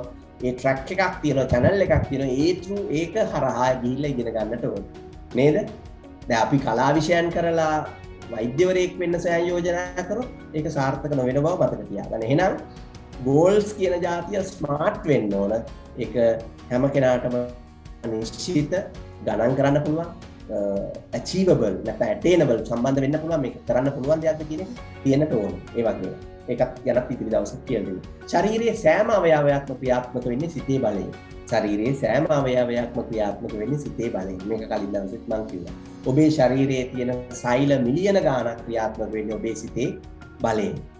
ඒක කිව්වම සමහරවිට තේරෙන්නේ නැත්තම් සරලවම කිව්වොත් වැඩිහිටියෝ ඉන්න නිසා දැන් අපිට යම්කිසි ලිංගික ආශාවක් ඇති වුණා නම් ඒකට අවශ්‍ය අවයව පද්ධතිය තප්පරයකින් ක්‍රියාත්මක කරලා දෙන්නේ සිතේ බලය නිසා. ඒක නිසා ඔබට ඒක තේරෙන්නට ඕන. ඔබට ඔබේ අවයව ක්‍රියාත්මක වෙන්නේ සිතේ බලය නිසා. එතකොට සිත කියන එක මුළු ශරීරය පුරාම පැතිරලා පවතිනවා. කොහොමද? කොච්චර විතරද? කලින් දවසකත් මේක කිව්වා. සෛල ට්‍රිලියන 30ක් විතර තියෙනවා. ඒ තියෙන ඉලක්කම හිතා ගන්නකො කොච්චර සෛල සංඛ්‍යාවක් තියෙනවද කියලා. බැක්ටීරියා සෛලක් තියෙනවලු ට්‍රිලියන 38ක්. එතකොට මේ දෙකේ එකතුව 68ක්. ට්‍රිලියන නේද? ට්‍රිලියන 68ක්. 68.12ක් තියෙනවා. ඒසා විශාල සෛල සංඛ්‍යාවක් ඔබේ ශරීරයේ තියෙනවා. මේ සෛල හැම එකක්ම විවිධ වර්ගයේ සෛල වර්ග 200කින් තමයි හැදිලා තියෙන්නේ ආසන්න වශයෙන්.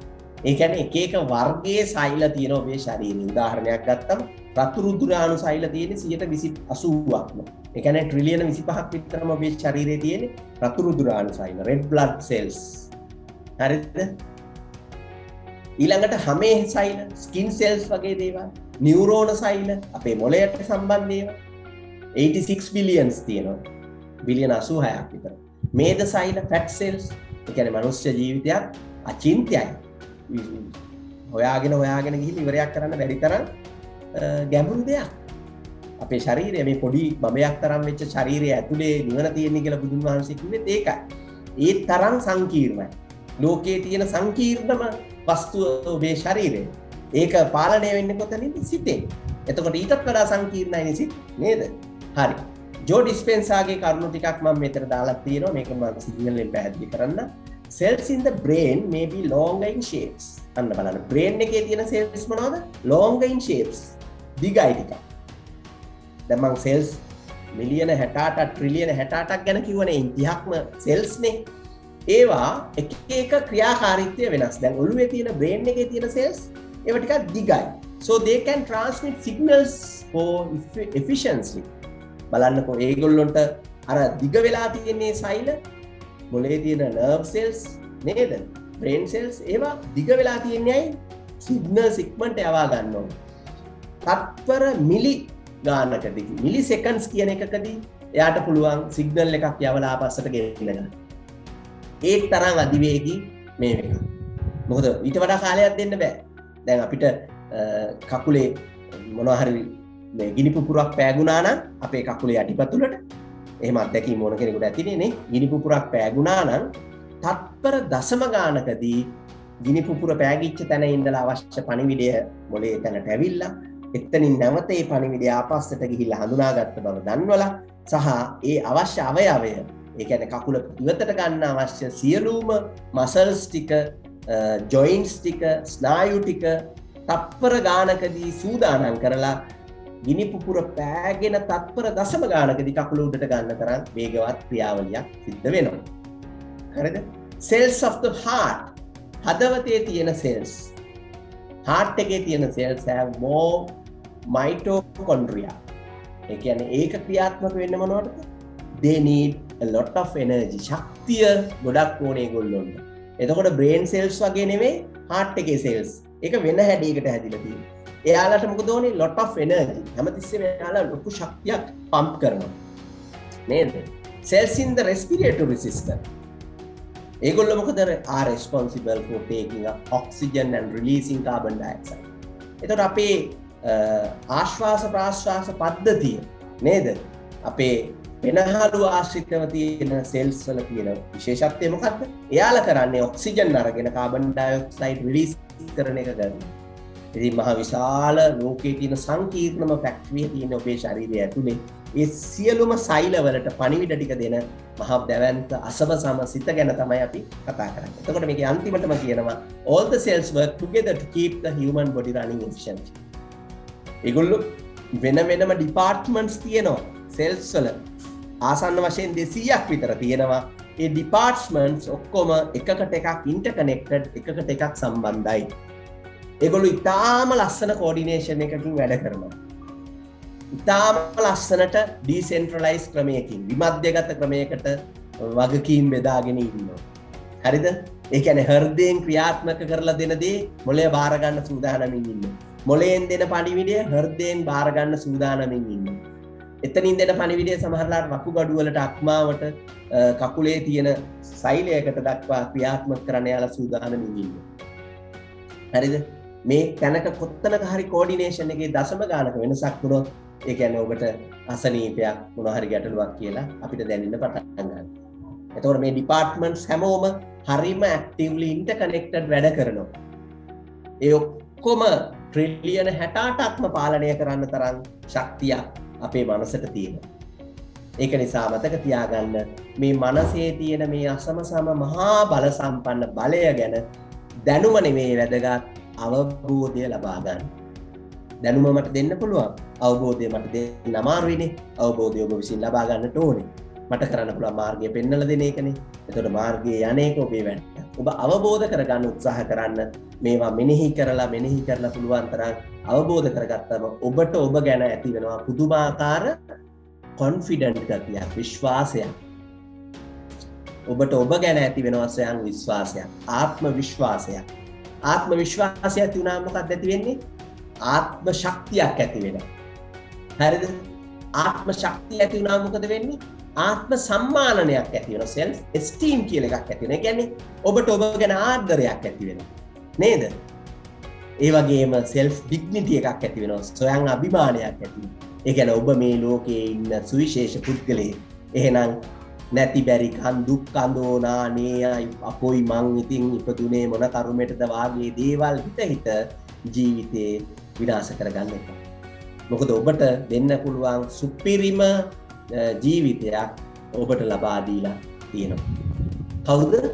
සුපිරිම ජීවිතය ලබා දීලා තියෙන්නේ ස්වභාව ධර්මය, විශ්ව ඥානය, ලෝකයේ තියෙන විශ්ව බලය ඔබට දීලා තියෙන සුපිරිම ජීවිතයක්. සියල්ලම පර්ෆෙක්ට්. ඔබේ ශරීරයේ එකක්වත් අඩුපාඩු නැහැ. හොඳට සිතුම් පැතුම් තියෙන, හොඳට කනබොන දේවල් දිරවන, හොඳට දෙයක් තේරුම් ගන්න පුළුවන් කෙනෙක් මෙච්චර ට්‍රිලියන බිලියන මිලියන ගණන් වල කෝඩිනේෂන් ශක්තියින් සෑම දෙයක්ම efficiently තාම තප්පර මිලිසෙකන්ඩ් ගානකින් මේවා කෝඩිනේට් කරලා ඔක්කොම ටික පර්ෆෙක්ට්ලි හදලා දීලා අවශ්‍ය සුගර් ලෙවල් එක හදලා, කොලෙස්ටරෝල් ලෙවල් එක හදලා, ශරීරයේ බර අවශ්‍ය ප්‍රමාණයට තියලා, එහෙම නැත්නම් කනේ බැලන්ස් එක හදලා දීලා මේ ඔක්කොම දේවල් ඔබට කරලා දීලා තියෙද්දි අපි බොරුවට හිතෙන් දුක් වෙනවා. අයියෝ අනේ ඉතින් මොනවද කරන්නේ? එතකොට තේරෙනවා අපිට ලැබිච්ච මේ මහාර්ග සම්පන්න ජීවිතය වැරදි පැත්තට අපි පාවිච්චි කරේ කියලා. නේද? හොඳයි, තව චුට්ටක් ඉස්සරහට යමු. අපි කනස්සල්ලෙන් ඉන්නකොට මොකද වෙන්නේ? ශරීරයේ තියෙන සියලුම සෛලය අනුව හැඩගෙන. දුක් වෙලා ඉඳලා බලන්නකො. දුක බෝ වෙනවා. මූඩ් ගන්නවා. නේද? දුක්කම කොයිතරම් සතුටක්ද කියලා ගියසත් මම කියලා දුන්නානේ. සමහරව ඉතින් අයියෝ අනේ අපොයි තියාගෙන දුකේම ඇලි ගැලි ජීවත් වෙනවා. එහෙම ඉඳලා මැරිලා යනවා. නේද? අපි සතුටෙන් ඉන්නකොටත් ශරීරයේ සෛලය යනු ක්‍රියාත්මක වෙනවා.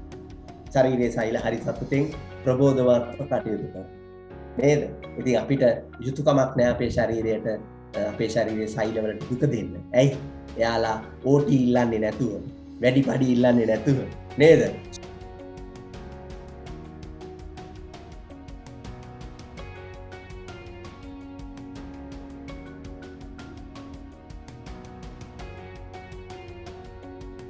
ඒගොල්ලෝ ෆුල් ටයිම් ඔබ ජීවිතයේ අවසාන හුස්ම පොත ඔබේ යටිසිතෙන් ඔබේ විඥාණයෙන් ගැලවිලා යන මොහොත දක්වාම ඒ අවශ්‍ය රාජකාරිය නොපිරිහෙලා ඉටු කරනවා. කිසි කෙනෙක් ඉල්ලන්නේ නැහැ අනේ මට වැඩි පඩියක් ඕන. නිකමට කිව්වොත් මගේ කිඩ්නිස් වලින් ඒට ඉඳලා අපිට වැඩ කරන්න බෑ අපිට වෙන මොකක් හරි ඕනේ කිව්වොත් කොහේ කියලා දෙන්නද? හිතනවද මේ ලෝකේ එහෙම දේවල් තියෙනවා කියලා? එහෙම පුළුවන් කමක් නැහැ. එහෙනම් අපි සතුටෙන් ඉන්න පුළුවන් තරම් උත්සාහ කරන්න. එතකොට ශරීරයේ තියෙන සියලුම සෛල ප්‍රබෝධමත් වෙලා ඔබට අවශ්‍ය ජීවිතය ලබන්න. මනස සිතුවිලි ජනිත කරනවා. ඒ කියන්නේ මයින්ඩ් වලින් මනසෙන් තමයි thoughts ඇති කරන්නේ. හැබැයි ශරීරය මොකද කරන්නේ? feelings ඇති කරන්නේ. ඒක නිසා මේ mind body medicine ගැන ගොඩාක් කතා කරන ජෝ ඩිස්පෙන්සර් මහත්මයාගේ ඉගැන්වීම් වල මේ ගැන දැන් විශිෂ්ට කරුණු ටිකක් ලෝකෙ කියනවා. එහෙනම් ඔබේ මනසයි ශරීරයයි කියන්නේ දෙකක් නෙවෙයි එකක්. එතකොට අපිට සිතිවිලි ඇති කරාට මදි ෆීලිංගස් තියෙන්නේ වෙනම. ඒ නිසානේ මම කිව්වේ අපි සමහරලාට ධනවත් වෙන්න හිතුවට අපේ ෆීලිං එක තියෙන්නේ දුප්පත්කම ගැනනේ. මම ධනවත් වෙමි කියලා සොයන් යෝජනා කරලා ඊට පස්සේ අපි එළියට බහලා කඩේට ගිහිල්ලා අහනවා අඩුවටම ගන්න තියෙන බඩු මොනවද? තේ එකක් බොන්න ගියාම අහනවා මේ මොනවද තියෙන්නේ කන්න අඩුවටම නේද? එහෙම නැත්නම් අපි ගමනක් යනකොට දැන් අපි ධනවත් වෙමි යෝජනා කර අපි ගමනක් යනකොට බලනවා මේ පොඩිම කඩේක නවත්තලා තේ එකක් නේද? අපි ටිකක් ලොකු තැනක නවත්තලා තේ එකක් බොන්න අපේ ශරීරයේ ෆීලිං එක කැමති නෑ. ඇයි? ඔබේ ශරීරය පිළි අරන් තියෙන ඔබ දුප්පත් කියලා. ඉතින් එතකොට ඔබට ලෝභකමක් ඇති වෙනවා. නේ? ලෝභකමක් ඇති වෙලා හිතනවා අපෝ මේකෙන් බිව්වොත් එහෙම මට මේ වෙන්නේ මාර වැඩි නේද? මගේ පර්ස් එක මතක් වෙනවා. ඉතින් එතකොට මේ සොයන් යෝජනාව සහ ඔබේ ෆීලිං එක දෙකක්. ඒ දෙක ගැටෙනවා. එතකොට සාර්ථක වෙන්න විදියක් නැහැ. ඊළඟට තවත් වැදගත් කාරණයකට මම යනවා. ඒ තමයි අපේ අතින් වැරදි සිද්ධ වෙනවා. මිනිස්යාගේ ස්වභාවය වැරදි වෙන එකනේ. වැරදි සිද්ධ වෙන හැම වෙලාවකම කරන්න ඕනේ මොකද්ද? පව්කමා කිරීම. ඉතින් මේක සෑම ආගමකම තියෙනවා නේද? බෞද්ධ ආගමේ පව්කමා කිරීම කියන එකක් හඳුන්වා දීලා තියෙනවා බුදුන් වහන්සේ. නේද? කායේන වාචා චිත්තේන. කයෙන් වචනෙන් සිතෙන්. නේද? පමාදේන මයාකත. මේ පමාවකින් හරි වැරද්දක් සිද්ධ වුණා නම් කියලා ලොකු කතාවක් ඒකේ තියෙනවා. ඒ කතාව පැහැදිලි කරන්න නෙමෙයි ඇදුවේ. ඊළඟට ක්‍රිස්තියානි ආගමෙත් තියෙනවා පව්කමා කිරීම කියලා එකක් යේසුස් වහන්සේගේ ඉස්සරහා. නේද? ඒ වගේම අපේ ගෞරවනීය ස්වාමින් වහන්සේලාටත් තියෙන පෝය කරනවා කියලා ක්‍රමයක්. විනය පිටකයේ තියෙන එකක්. නේද? ස්වාමින් වහන්සේලාට තියෙන පොහොය කර්මය කියලා එකක් නේද? අර වතුර තියෙන ජලාශයක් මැදට සීමා මාලකයකට ගිහිල්ලා ඔය ගංගාරාමයේ හදලා තියෙන සීමා මාලකය වෙනත් තැන්වල නුවර දලදා මාලිගාව අසල තියෙන ඒවායි තමයි පොහොය කරන්නේ. එතකොට එතෙන්දී තමා විසින් යම් කිසි අවතක් සිද්ධ වුණා නම් මගේ අතින් වැරදීමක් සිද්ධ වුණා නම් එතෙන්දී ඒක කියලා පාපෝච්චාරණයක් කරලා සමා කිරීම තමයි සාමාන්‍ය ආගම්වල තියෙන ක්‍රමය. මේක ලෝකයේ පිළිගත්ත ක්‍රමයක්. කතෝලික ආගම කියන්නේ පාපෝච්චාරණය කිරීම. බොහොම ස්තුතියි. එතකොට මේ පව්කමා කිරීම ඉතාම හොඳ දෙයක්. මනෝවිද්‍යාවට අනුවත් ඒක නිවැරදි දෙයක්. ඇයි? අපිට පුළුවන් මේක කියලා නැති කරගන්න. ඒ කියන්නේ අපේ ඒකේ තියෙන බර අඩු කරගන්න පුළුවන්. ඉතින් අපි කවුන්සලින් වල කරන්නේත් ඇත්තටම ඒ වගේ දෙයක්. පව්කමා කිරීම නෙමෙයි වරදවා තේරුම් ගන්න එපා. කවුන්සලින් වල තියෙන්නේ මොකද්ද? කවුරු හරි මේ විෂය පිළිබඳව ඉගෙන ගත්ත කෙනෙකුට අපේ තියෙන ගැටලුව ඉදිරිපත් කරලා එයත් එක්ක යම්කිසි සාකච්ඡාවක් කරනවා. ඒකේ වාසියක් තියෙනවා. ඇයි? එතකොට අපේ හිතේ තියෙන බර අඩු වෙනවා. නේද? සාමාන්‍ය කියමනටත් කියනනේ ගමේ ගොඩේ අය මොකක් හරි හිතේ තියෙන ප්‍රශ්නයක් ගහකට ගලකට හරි කියන්නේ කියන. එතකොට ඒක අඩු වෙලා යනවා. ඒක ස්වභාවයක්. ඔක ඇතුලේ තියාගෙන මහ ගල් ගෙඩියක් වගේ බර තියාගෙන ඉන්න එක අමාරුයි. ඒක නිසා ගහකට ගලකට හරි කියන්නේ කියන දේ. ඉතින් පව්කමා කරනවා කියන්නේ මේ වගේ දෙයක්. එතකොට මේ ක්‍රම ගොඩාක් අපේ ආගම්වල කියලා දීලා තියෙනවා. ඒ වගේ එකක් ඔබට කරන්න පුළුවන්. දැන් කවුන්සලින් වල තියෙනවා එම්පතික් රෙස්පොන්ඩින් කියලා. එම්පතික් රෙස්පොන්ඩින් කියන්නේ මොකක්ද? සහනුකම්පිත බව. නැත්නම් අනුවේගී සහකම්පනය කියන එක. ඒ කියන්නේ අනිත් කෙනාගේ වේදනාව සතුට අපිට ඒ විදියට මේ ෆීලිං එකෙන්ම අහන් ඉන්න පුළුවන්කම. ඒක දැනෙන විදිහට අහන් ඉන්න පුළුවන්කම ඉතා හොඳ දෙයක්. ඉතින් මම ඒ ගැන ලිපියකුත් ලියලා තියෙනවා මේ මගේ Facebook පිටුවේ. ඒකත් හොයාගෙන කියවන්න. හැබැයි මම ඉල්ලීමක් කරලා තියෙනවා ඔබේ ගැටලු ප්‍රශ්න තියෙනවා ඒ විෂය පිළිබඳව අවබෝධයක් ඉන්න එක එක්කෙනාට කියන්නේ ඒගොල්ලෝ මේක පත්තරේ දානවා. නේද? සමහරව අනුන්ගේ ප්‍රශ්න තමන්ගේ ප්‍රශ්න කරගෙන ඒගොල්ලෝ ඒක ප්‍රචාරය කරලා ලුහුණු දැන්නින් දානවා. නේද? ඔබ යාළුවෙකුට කිව්වම යාළුවා මේක අහන් ඉන්නවා ඇත්තද මචං ඔව් හරි හරි. පස්සෙන්ද බලනකොට ඒක තව 10 දෙනෙක් දන්නවා. ඒක නිසා පව්කමා කිරීමත් ඇත්තටම කරන්න ඕන එක්තරා විදියකට ඒක සුසු විදියක් තියෙනවා. එකක් තමයි එක ක්‍රමයක් මම කියලා දෙන්නම්. ඒ තමයි චිත්ත ධර්ම විද්‍යාවේ පව්කමා කිරීමට ක්‍රම තියෙනවා. එකක් තමයි පරණ කුණු කන්දල් හිතෙන් ඉවත් කරගන්න. මං ගිය සතියේට කලින් සතිය වගේ මම ඔබට කියලා දුන්නානේ අර උමේකා සාන් කියලා ජපන් ජාතික කාන්තාවක් කතා නොකර ඉඳලා තමන්ගේ අම්මත් එක්ක නේද දරුවා ලැබුණට පස්සේ පව්කමා කරලා ඒ අම්මට තාත්තට සමාව දීලා කියපු ගමන් උමේකා සාන් කිව්වා කියලා කතාවක් මිනිස් ඉතිහාසකම් පොතේ තිබිච්ච එකක්. ආන් ඒ වගේ දෙයක්. මේ පරණ කුණු කන්දල් හිතෙන් ඉවත් කරලා දාන්න. ගොඩාක් අපේ ජීවිතේ වැඩිපුරම අපි තියන් ඉන්නේ මොනවද? පරණ කුණු කන්දල්. ඉතින් සමාව දීම සමාව ඉල්ලීම කියන දෙකම මානසික විවේචන තියෙනවා. විරේචනය කියන්නේ විවේචනය නෙවෙයි විරේචනය. ඒක කියන්නේ අපි ඒක ඉවත් කර ගැනීම. පරණ කෝන්තර හිතේ තියාගෙන හිටීමත් නැවත නැවත මතක් කිරීමත් ඊටාම නරක දෙයක්. සමහරු පරණ කෝන්තර හිතේ තියාගෙන ඉන්නවා. බෞද්ධ සාහිත්‍යයේ තියෙන පරණම කෝන්තරය තමයි සේරි වාණිජ කච්චපුට දෙන්නගේ තිබිච්ච කෝන්තරය නේද? සේරි වාණිජ කියන්නේ අපේ ගෞතම බුදුන් වහන්සේ, කච්චපුට කියන්නේ දේවදත්ත. ඒ දෙන්නා යාළුවෝ එකට වෙළඳාම් කරලා ඇති වෙච්ච මොනවද පළඟක් ගන්න බැරි වෙච්ච සිද්ධියක් නේ ඔබට මතක ඇතිනේ නේද? ඉතින් ඒක ආත්ම සංසාර ගණනාව පස්සෙන් එනවා. ඉතින් ඒක නිසා පරණ කෝන්තර තියන අයව හිතෙන් අයින් කරන්න. ඔබ ඒවා ඒගොල්ලෝ ඇදලා බැඳලා තියාගන්න එපා.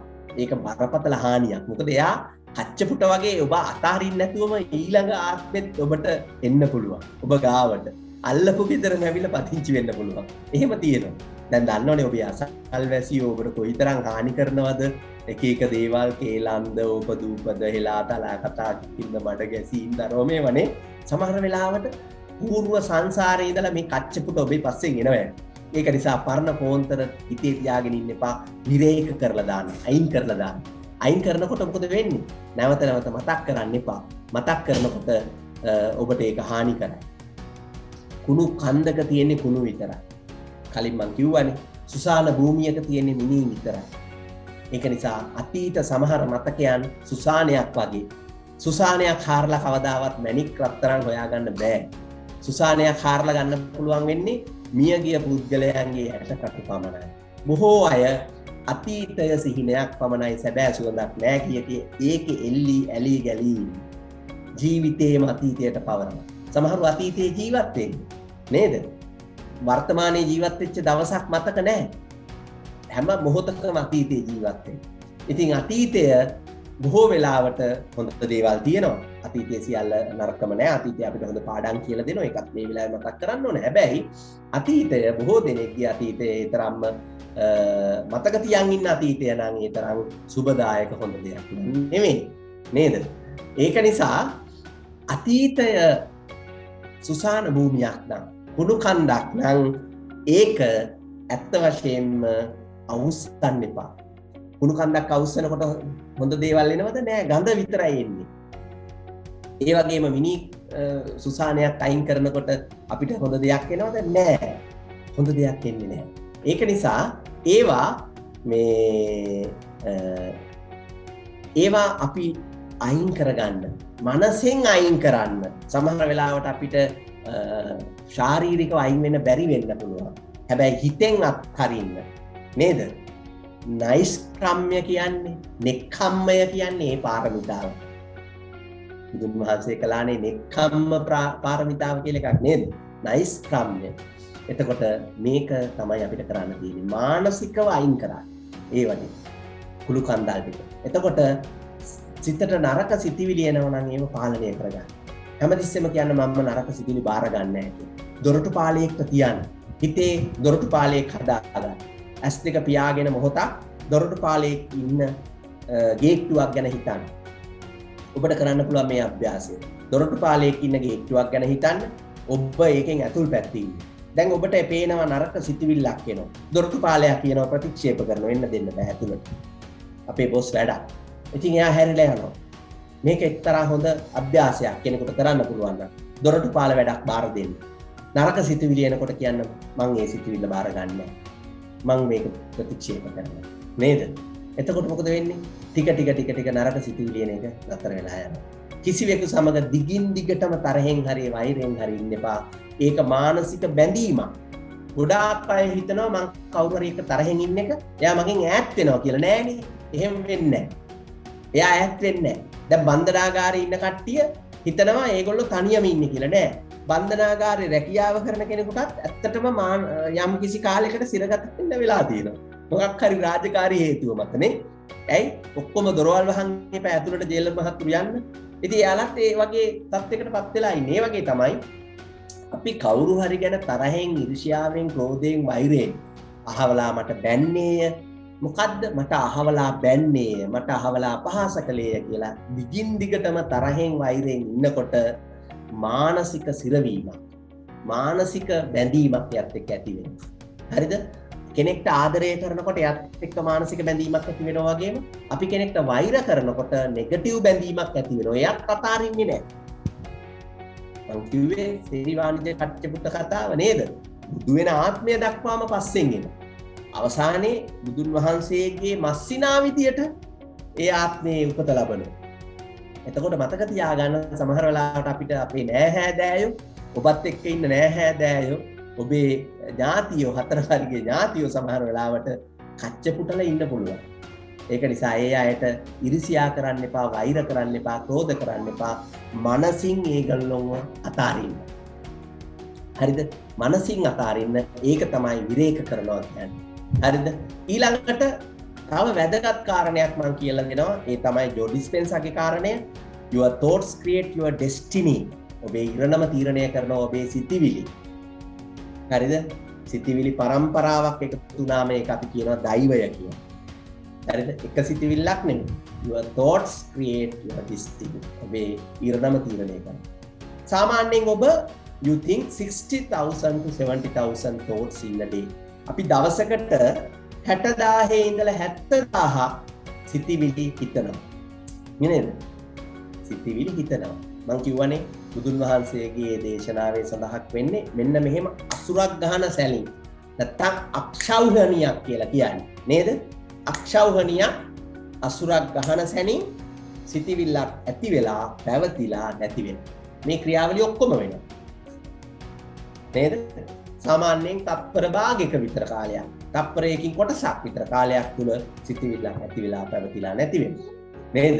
සමහර කතාවල තියෙනවා බෞද්ධ සාහිත්‍යයේ මේ නවපු අතක් දිගාරින කාලය තමයි ඒ තරම් වේගයෙන් කාටද මුගලන් හාමුදුරුවන්ට පුළුවන්ලු කොච්චරද ප්‍රමාණයක් මේ විශ්වය පුරා ඈතට යන්න මනසින් ඒ ශක්තිය තිබ්බ කියලානේ කියන්නේ නේද? එතකොට අපි මේ 60,000ක් 70,000ක් සිතිවිලි සිතනවා හැමෝම දවසකට. එයින් 90%ක්ම මොනවද? 90% of those thoughts are the same thoughts as the day before. අන්න ඉගෙන ගන්න ඕන, අවබෝධ කර ගන්න ඕන දේ මොකද්ද? අපි දවසකට 60,000-70,000ක් හිතනවා. හැබැයි 60,000-70,000ක් සිතිවිලි වලින් 90%ක්ම මොනවද? අනේ මම ඊයේ හිතපුවම. එතකොට ඊයේ සිතිවිලි වලින් 90%ක්ම මොනවද? පෙරේද හිතපුවමයි. ඕකට තමයි සිතිවිලි පරම්පරාව කියන්නේ. නේ? අලුත් සිතිවිලි හිතන්නේ නැහැ. ඊයේත් මගේ හිතේ අහවලා ගැන ක්‍රෝධයක්, වෛරයක්, ඊර්ෂ්‍යාවක්, තරහාවක් ඇති වුණා. අදත් ඒකම තමයි පැසව වෙන්නේ. හෙටත් ඒක තව වර්ධනය කර එන්නේ. නේද? අහවල් බොස් මට බැන්න. ඒ බොස් ගැන මම වෛරයක් ඇති කරගත්තා. දැන් මගේ හිතේ ඒක තමයි දලු දදා වැඩෙන්නේ. 90% ඒ විදියලු. හරිද? Your life isn't going to change very much as long as you are thinking the same way. එහෙනම් ඔබේ ජීවිතේ දැන් ඔබ වෙනස් කරගන්න හිතනවා. හැබැයි සිතන්නේ පරණ ක්‍රමයටමයි. එහෙනම් පරණ වයින් තමයි තියෙන්නේ මේ වීදුරු. වීදුරු අලුත් වුණාට වැඩක් වෙන්නේ නැහැ. එහෙනම් අපි හිතන ක්‍රමේ වෙනස් නොකරන තාක්කල් අපිට අලුත් ජීවිතයක් ලබා ගැනීම ගැටලු සහගතයි. Same thoughts leads the same choices. අන්න වැදගත් කාරණයක්. මේක අවබෝධ කරගන්න. මොනවද හිතන්නේ? එකම විදිහේ සිතුම් පැතුම් මයින්ඩ්සෙට් එක එකම thinking pattern එකේ මොනවද වෙන්නේ? same choices. සමාන තෝරා ගැනීම choices. නේද? සිතිවිලි එක විදියක් ඒ විදිය තමයි තෝරා ගැනීම. same choices. ඊළඟට මොකද වෙන්නේ? same choices. ඒ තෝරා ගැනීම leads the same behavior. එතකොට මට කේන්ති යනවා කේන්ති ගියාම මට ඇති වෙනවා ලොකු ප්‍රශ්නයක්. ඒක තමයි මගේ behavior එක වෙන්නේ. මොකද්ද behavior කියන්නේ? මගේ චර්යාව. නේද? මගේ චර්යාව. කවුරු හරි මට මොනවා හරි කිව්වම මට ඒක ඇහෙන්නේ නෙගටිව් විදියට. නම් එතකොට මම ඒකට ප්‍රතිචාර දක්වන්නේ නෙගටිව් විදියට. හැබැයි කවුරු හරි මට මොනවා හරි කිව්වම මම ඒක බාරගන්නේ ධනාත්මකව නම් මම ඒකට ප්‍රතිචාර දක්වනවද නෙගටිව් විදියට නෑ. සමහර වෙලාවට ඒකට විහිළුවක් කරන පාඩුවේ ඉන්නවා. දැන් සමහරු අපි අපේ ලාංකිකයන්ගේ පුරුද්දක්නේ ඔබ නිකමට කවුරු හරි ඇහුවොත් ඉතින් කොහොමද අපි සාමාන්‍යයෙන් අහනවනේ උදේට නේද good morning ඉතින් කොහොමද අහපුවාම සමහරු කියන්නේ මොකද්ද මූණටම කොහොමත් නික තමයි සමහරු කෙලින්ම කියනවා අපේ වියදමෙන් ඔයාලගේ පිටින් ඉන්නවා කියලා ඒ වගේ කියලා ඉන්නවනේ නේද එතකොට මොකද වෙන්නේ ඒ අපි ගත්ත විදිය ඉතින් ඒක නිසා same choices ඔබ තෝරා ගැනීම ගොඩාක් සෙට් එකක් තියෙනවා නම් අද දවසේ ඒකට ඇති වෙන්නේ මොකද්ද same behaviors එකම විදිහේ චර්යාව. එකම විදිහේ චර්යාවන් මොකද create කරන්නේ exact same experience. නේද? එතකොට අපි චර්යාව අපේ චර්යාව එකම විදිය නම් අපිට ලැබෙන අත්දැකීම මොකද්ද experience එක. ඒකමයි. දැන් ඔබ නරක දෙයක් මේ චර්යාවක් කරලා හොඳ අත්දැකීමක් ගන්න බෑනේ. නේ? නරක අත්දැකීමක් කරලා නරක මේ චර්යාවකින් නරක අත්දැකීමක් ගන්න. එතකොට we anticipate same feeling same emotions from those experiences. අන්න අපි දැන් feelings to emotions අපේ හැඟීම් දැනීම් කියන ඒවා බලාපොරොත්තු වෙනවා පැරණි සෙට් එක දාන්න. එකකින් කරන්න බෑනේ. එහෙනම් අපි වෙනස් විය යුතුයි. highway එකේ යන්න බෑනේ මොරිස් මයිනර් එකක් යන්න පුළුවන්. හැබැයි අපිට අවශ්‍ය වේගයට යන්න බෑනේ. ඒ වගේ තමයි ඔබ පරණ විදියට හිත අලුත් විදියකට වෙනස් වෙන්න හිතුවට ඒක වෙනස් වෙන්නේ නැහැ. එහෙනම් වෙනස් කරගන්න ඕනේ මොනවද? ඔබේ සිතිවිලි. එහෙනම් අපේ personality එක our personality creates our personal reality. වෙන්න ජෝ ඩිස්පෙන්සාගේ සිද්ධාන්තය ඉගෙන ගන්න. පෞරුෂත්වය හැදෙන්නේ මොකද්ද? personal reality එක. ඒ කියන්නේ ඔබ පෞද්ගලිකව යථාර්ථයේ විදියට ඔබේ ජීවිතයේ දැනට දකින්නේ ඔබ උපන්දා ඉඳලා මේ දක්වා එකතු කරගත්ත සිතිවිලි පරම්පරාව තමයි ඔබ කියන පුද්ගලයා හදලා තියෙන්නේ. සරලව තේරුම් ගත්තොත් හරි. නේද? එහෙනම් වෙනස් වෙන්න ඕන නම් කොතනද වෙනස් වෙන්න ඕන? සිතිවිල්ලෙන් පටන් ගන්න වෙන්නේ. ඇයි? අපි දැන් පුරුදු වෙච්ච සෙට් එකක් තියෙනවා. සමහරුන්ට උදේ පාන්දර නැගිටින්න අමාරුයි. සමහරුන්ට රැට නිින්ද යන්නේ. එතකොට මොකද්ද වෙලා තියෙන්නේ? අපි මේ behaviors ටික පුරුදු වෙලා තියෙනවා. හරිද? ඒ behaviors ටික කඩාගත්තේ නැත්නම් අලුත් ජීවිතයක් කියන එක අපි නිකන් අර පරණ වයින් ටික අලුත් විදුරුවක දාලා තියෙනවා වගේ වැඩක්. ඒකයි. එහෙනම් පරමාණුව කියන එකට බලයක් අවශ්‍ය නැහැ. මම කලිනුත් කිව්වනේ මේ ලෝකේ හැදිලා තියෙන ඔක්කොම අවසාන ශක්තියකින් කියන්නේ පරමාණු කියන එකට බලයක් ඕනේ නැහැ. ඒක දැනටම already බලය එක්ක තමයි පරමාණුව හැදිලා තියෙන්නේ. ඒක ඇතුලේ ඉලෙක්ට්‍රෝන වලාවක් මෙහෙම ගමන් කරනවා. බලය කවන්න ඕනේ නැහැ. පරමාණුව අපිට අවශ්‍ය දේ විදියට පාවිච්චි කරලා පරමාණුවෙන් බෝම්බයක් ගහන්නත් පුළුවන්. පරමාණුවෙන් අපිට පුළුවන් න්‍යෂ්ටික බලය ලබා ගන්නත් පුළුවන්. හොඳ දෙයට පාවිච්චි කරන්නත් පුළුවන්, නරක දෙයට පාවිච්චි කරන්නත් පුළුවන්. සිතත් ඒ වගේ. පරමාණුව වගේ දෙයක්. සිතට බලය කවන්න ඕනේ නැහැ. ඔබට ලැබිලා තියෙන මේ මහා බල සම්පන්න සිත දැනටම ඔබ ගාව තියෙනවා. එහෙනම් මොකද කරන්න ඕන? අපි පාවිච්චි කරන ක්‍රමය අනුව තමයි ඒක වෙනස් වෙන්නේ. දැන් පරමාණුව නරක විදියට පාවිච්චි කරලා හිරෝෂිමා නාගසාකි බෝම්බේ ගහලා මිලියන ගාණක් මිනිස්සු විනාශ කළා. හැබැයි පරමාණුවම නැවත අපි හොඳ පැත්තට පාවිච්චි කරලා ඒකෙන් න්‍යෂ්ටික ශක්තිය අපි ළඟා කරගන්න. දැන් ඕනෑම දෙයක හොඳ දෙයක් සහ නරක දෙයක් තියෙනවා. පිහිය අපේ ගෙදර වැඩවලට පාවිච්චි කරන්නත් පුළුවන්, කෙනෙක්ගේ ජීවිතය හානි කරන්නත් පාවිච්චි කරන්න පුළුවන්. සිතත් ඒ වගේ. අපිට මේ මහා බලයක් එක්කයි සිත හම්බෙලා තියෙන එක දුර්වල නෑ මතක තියාගන්න. මා අද දවසේ මුරාම කියලා දෙන්න උත්සාහ කරේ මේ ඔබේ අසමසම සිතේ තියෙන බලය ගැන. අවශ්‍ය වන්නේ ඒකට යොමු කිරීම පමණයි. එහෙනම් හිත යොමු කරන දේ වෙත සිතේ බලය යොමු වෙනවා. එහෙනම් සිත යොමු කරන දේට සිත වැඩ කරන්න පටන් ගන්නවා. එහෙනම් දවස මුළුල්ලේම හිතන සිතිවිලි නින්දෙදි යටි හිතට කාණ්ඩු වෙනවා. නිදා සිටියදී රෝග සුව වීම වැඩි බව පර්යේෂණ වලින් සනාථ කරලා තියෙනවා. ඒක ඉතින් මම විශේෂයෙන් කියලා දී යුතුයි කියලා හිතන්නේ. ඔබට ඕනෑම වෙලාවක වෛද්‍යවරයෙක් අසනීපෙකදී කියන්නේ ඉස්සෙල්ලම කියන්නේ බෙඩ් රෙස්ට් කරන්න කියලා. මොකද ඒ රහස නිදාගෙන ඉන්නකොට අපේ බොඩි එක රිකවර් වෙනවා නැවත. නේද? ලෙඩ රෝග සනීප වෙන්නේ වැඩිපුරම අපි විවේකයෙන් ඉන්නකොට. ශරීරයට විවේකය දුන්නා. එහෙනම් ඒකේ තියෙනවා රහසක්. දොස්තර මහත්තුරු කියන ඒ කතාවේ තියෙන රහස මොකද්ද? අපි අපේ ශරීරය සුවපත් කරගන්න නම් අපි මේ විවේකය අවශ්‍ය වෙනවා. එහෙනම් නිින්දට යාමට කලින් මොකද කරන්නේ? සිත සංසුන්ව යහපත් සිතිවිලි වලින් සිත පුරව ගන්න. අර දුෂ්ට වෛර නරක චේතනා වලින් අරයා බැන්නා මෙයා මේ කරා කියලා හිතාගෙන කටයුතු කරන්න එපා. නිින්ද යාමට ආසන්න මොහොත, නිින්දෙන් අවදි වෙච්ච මොහොත තමයි සොයන් යෝජනාවලට ඉතාම කදිම අවස්ථාව. එහෙනම් නිින්ද තමයි සොයන් යෝජනාවක් කරන්න හොඳම වෙලාව. දැන් අපි ඊළඟ දවසේ සොයන් යෝජනා කියලා දෙන්න.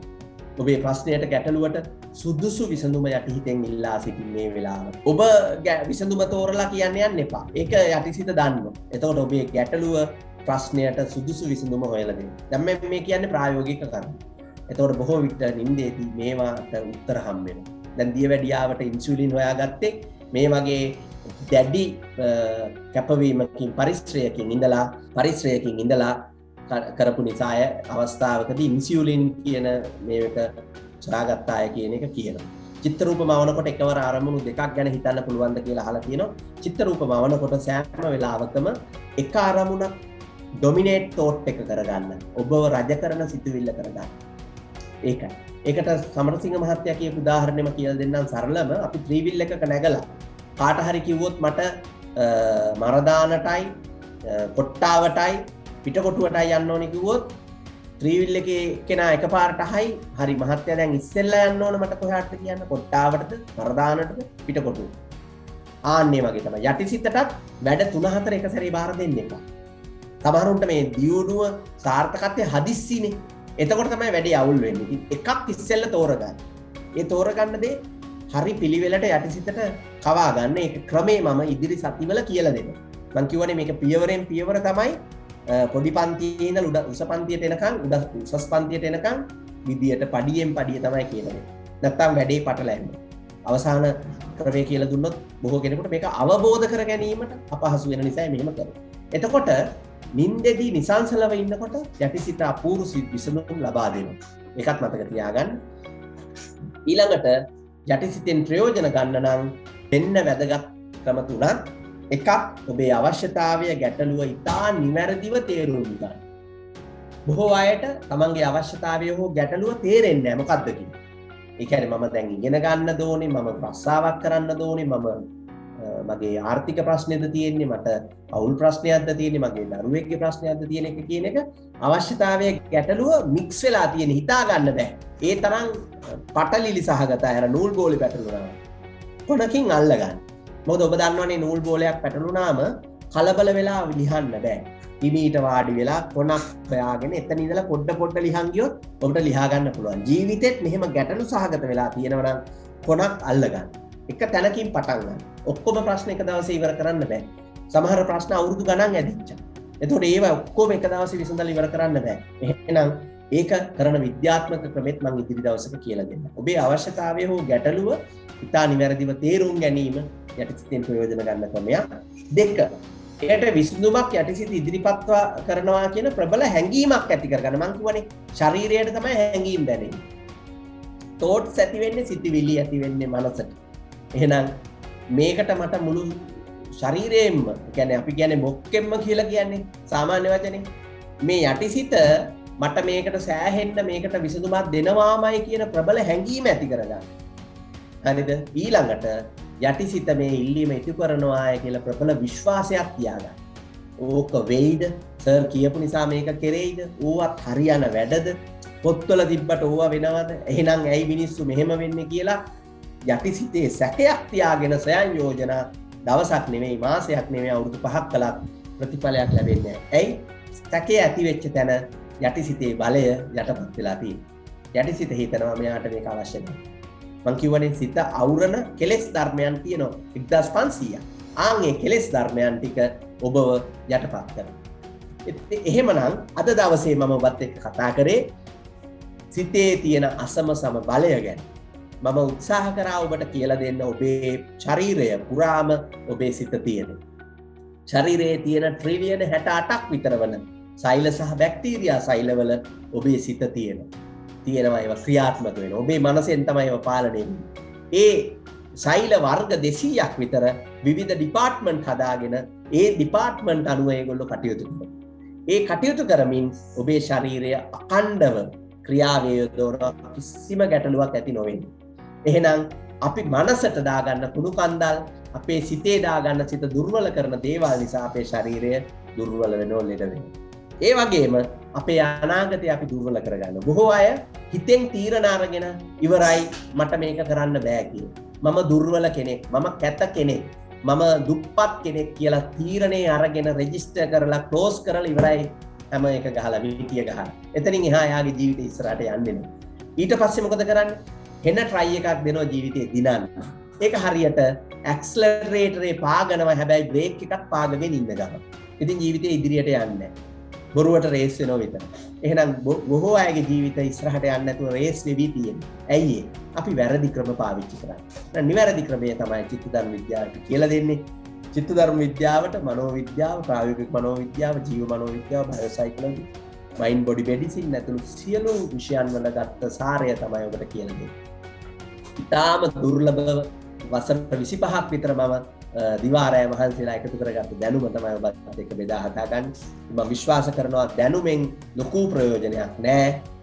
මා දිහා බලන්න එපා, ධර්මය දිහා බලන්න කියලා බුදුන් වහන්සේ කියලා තියෙනවා නේද? එහෙනම් ධර්මය තමයි අවසානයේ ගුරු කොට සලකන්නේ කියලා බුදුන් වහන්සේ කියලා කියනවා. එහෙනම් මා මේක කිව්වාය, වෙන කෙනෙක් කිව්වාය, පොතක තියුණාය කියලා වැඩක් නැහැ. ඔබ මේ දැනුම අරගෙන ටෙස්ට් කරලා බලන්න. ඔබට ප්‍රතිඵල අත් වෙනවද කියලා අද්දුටුවයි ප්‍රත්‍යක්ෂයි මම මේ කියන කරුණු. මේවා අත්හදා බලපු දේවල් ඔබේ ජීවිතය සහතික වශයෙන්ම දියුණු වෙනවා, වෙනස් වෙනවා, ඒකාන්තයි, සත්‍යයි. සෑම කෙනෙකුටම තමන්ගේ ජීවිතය ජය ගන්න මේ කියන කරුණු එකතු කරලා ශක්තිය, ධෛර්යය, වාසනාව, උත්සාහය කියන දේවල් මේ ඔබට ලැබේවා කියලා ප්‍රාර්ථනා කරනවා. ඔබ සියලු දෙනාටම ඔබේ ජීවිතය උසස්ම ලෙස ජයග්‍රහණය කරන්නට හැකියාව, ශක්තිය ලැබේවා කියලා ප්‍රාර්ථනා කරනවා. අයිබෝවන්.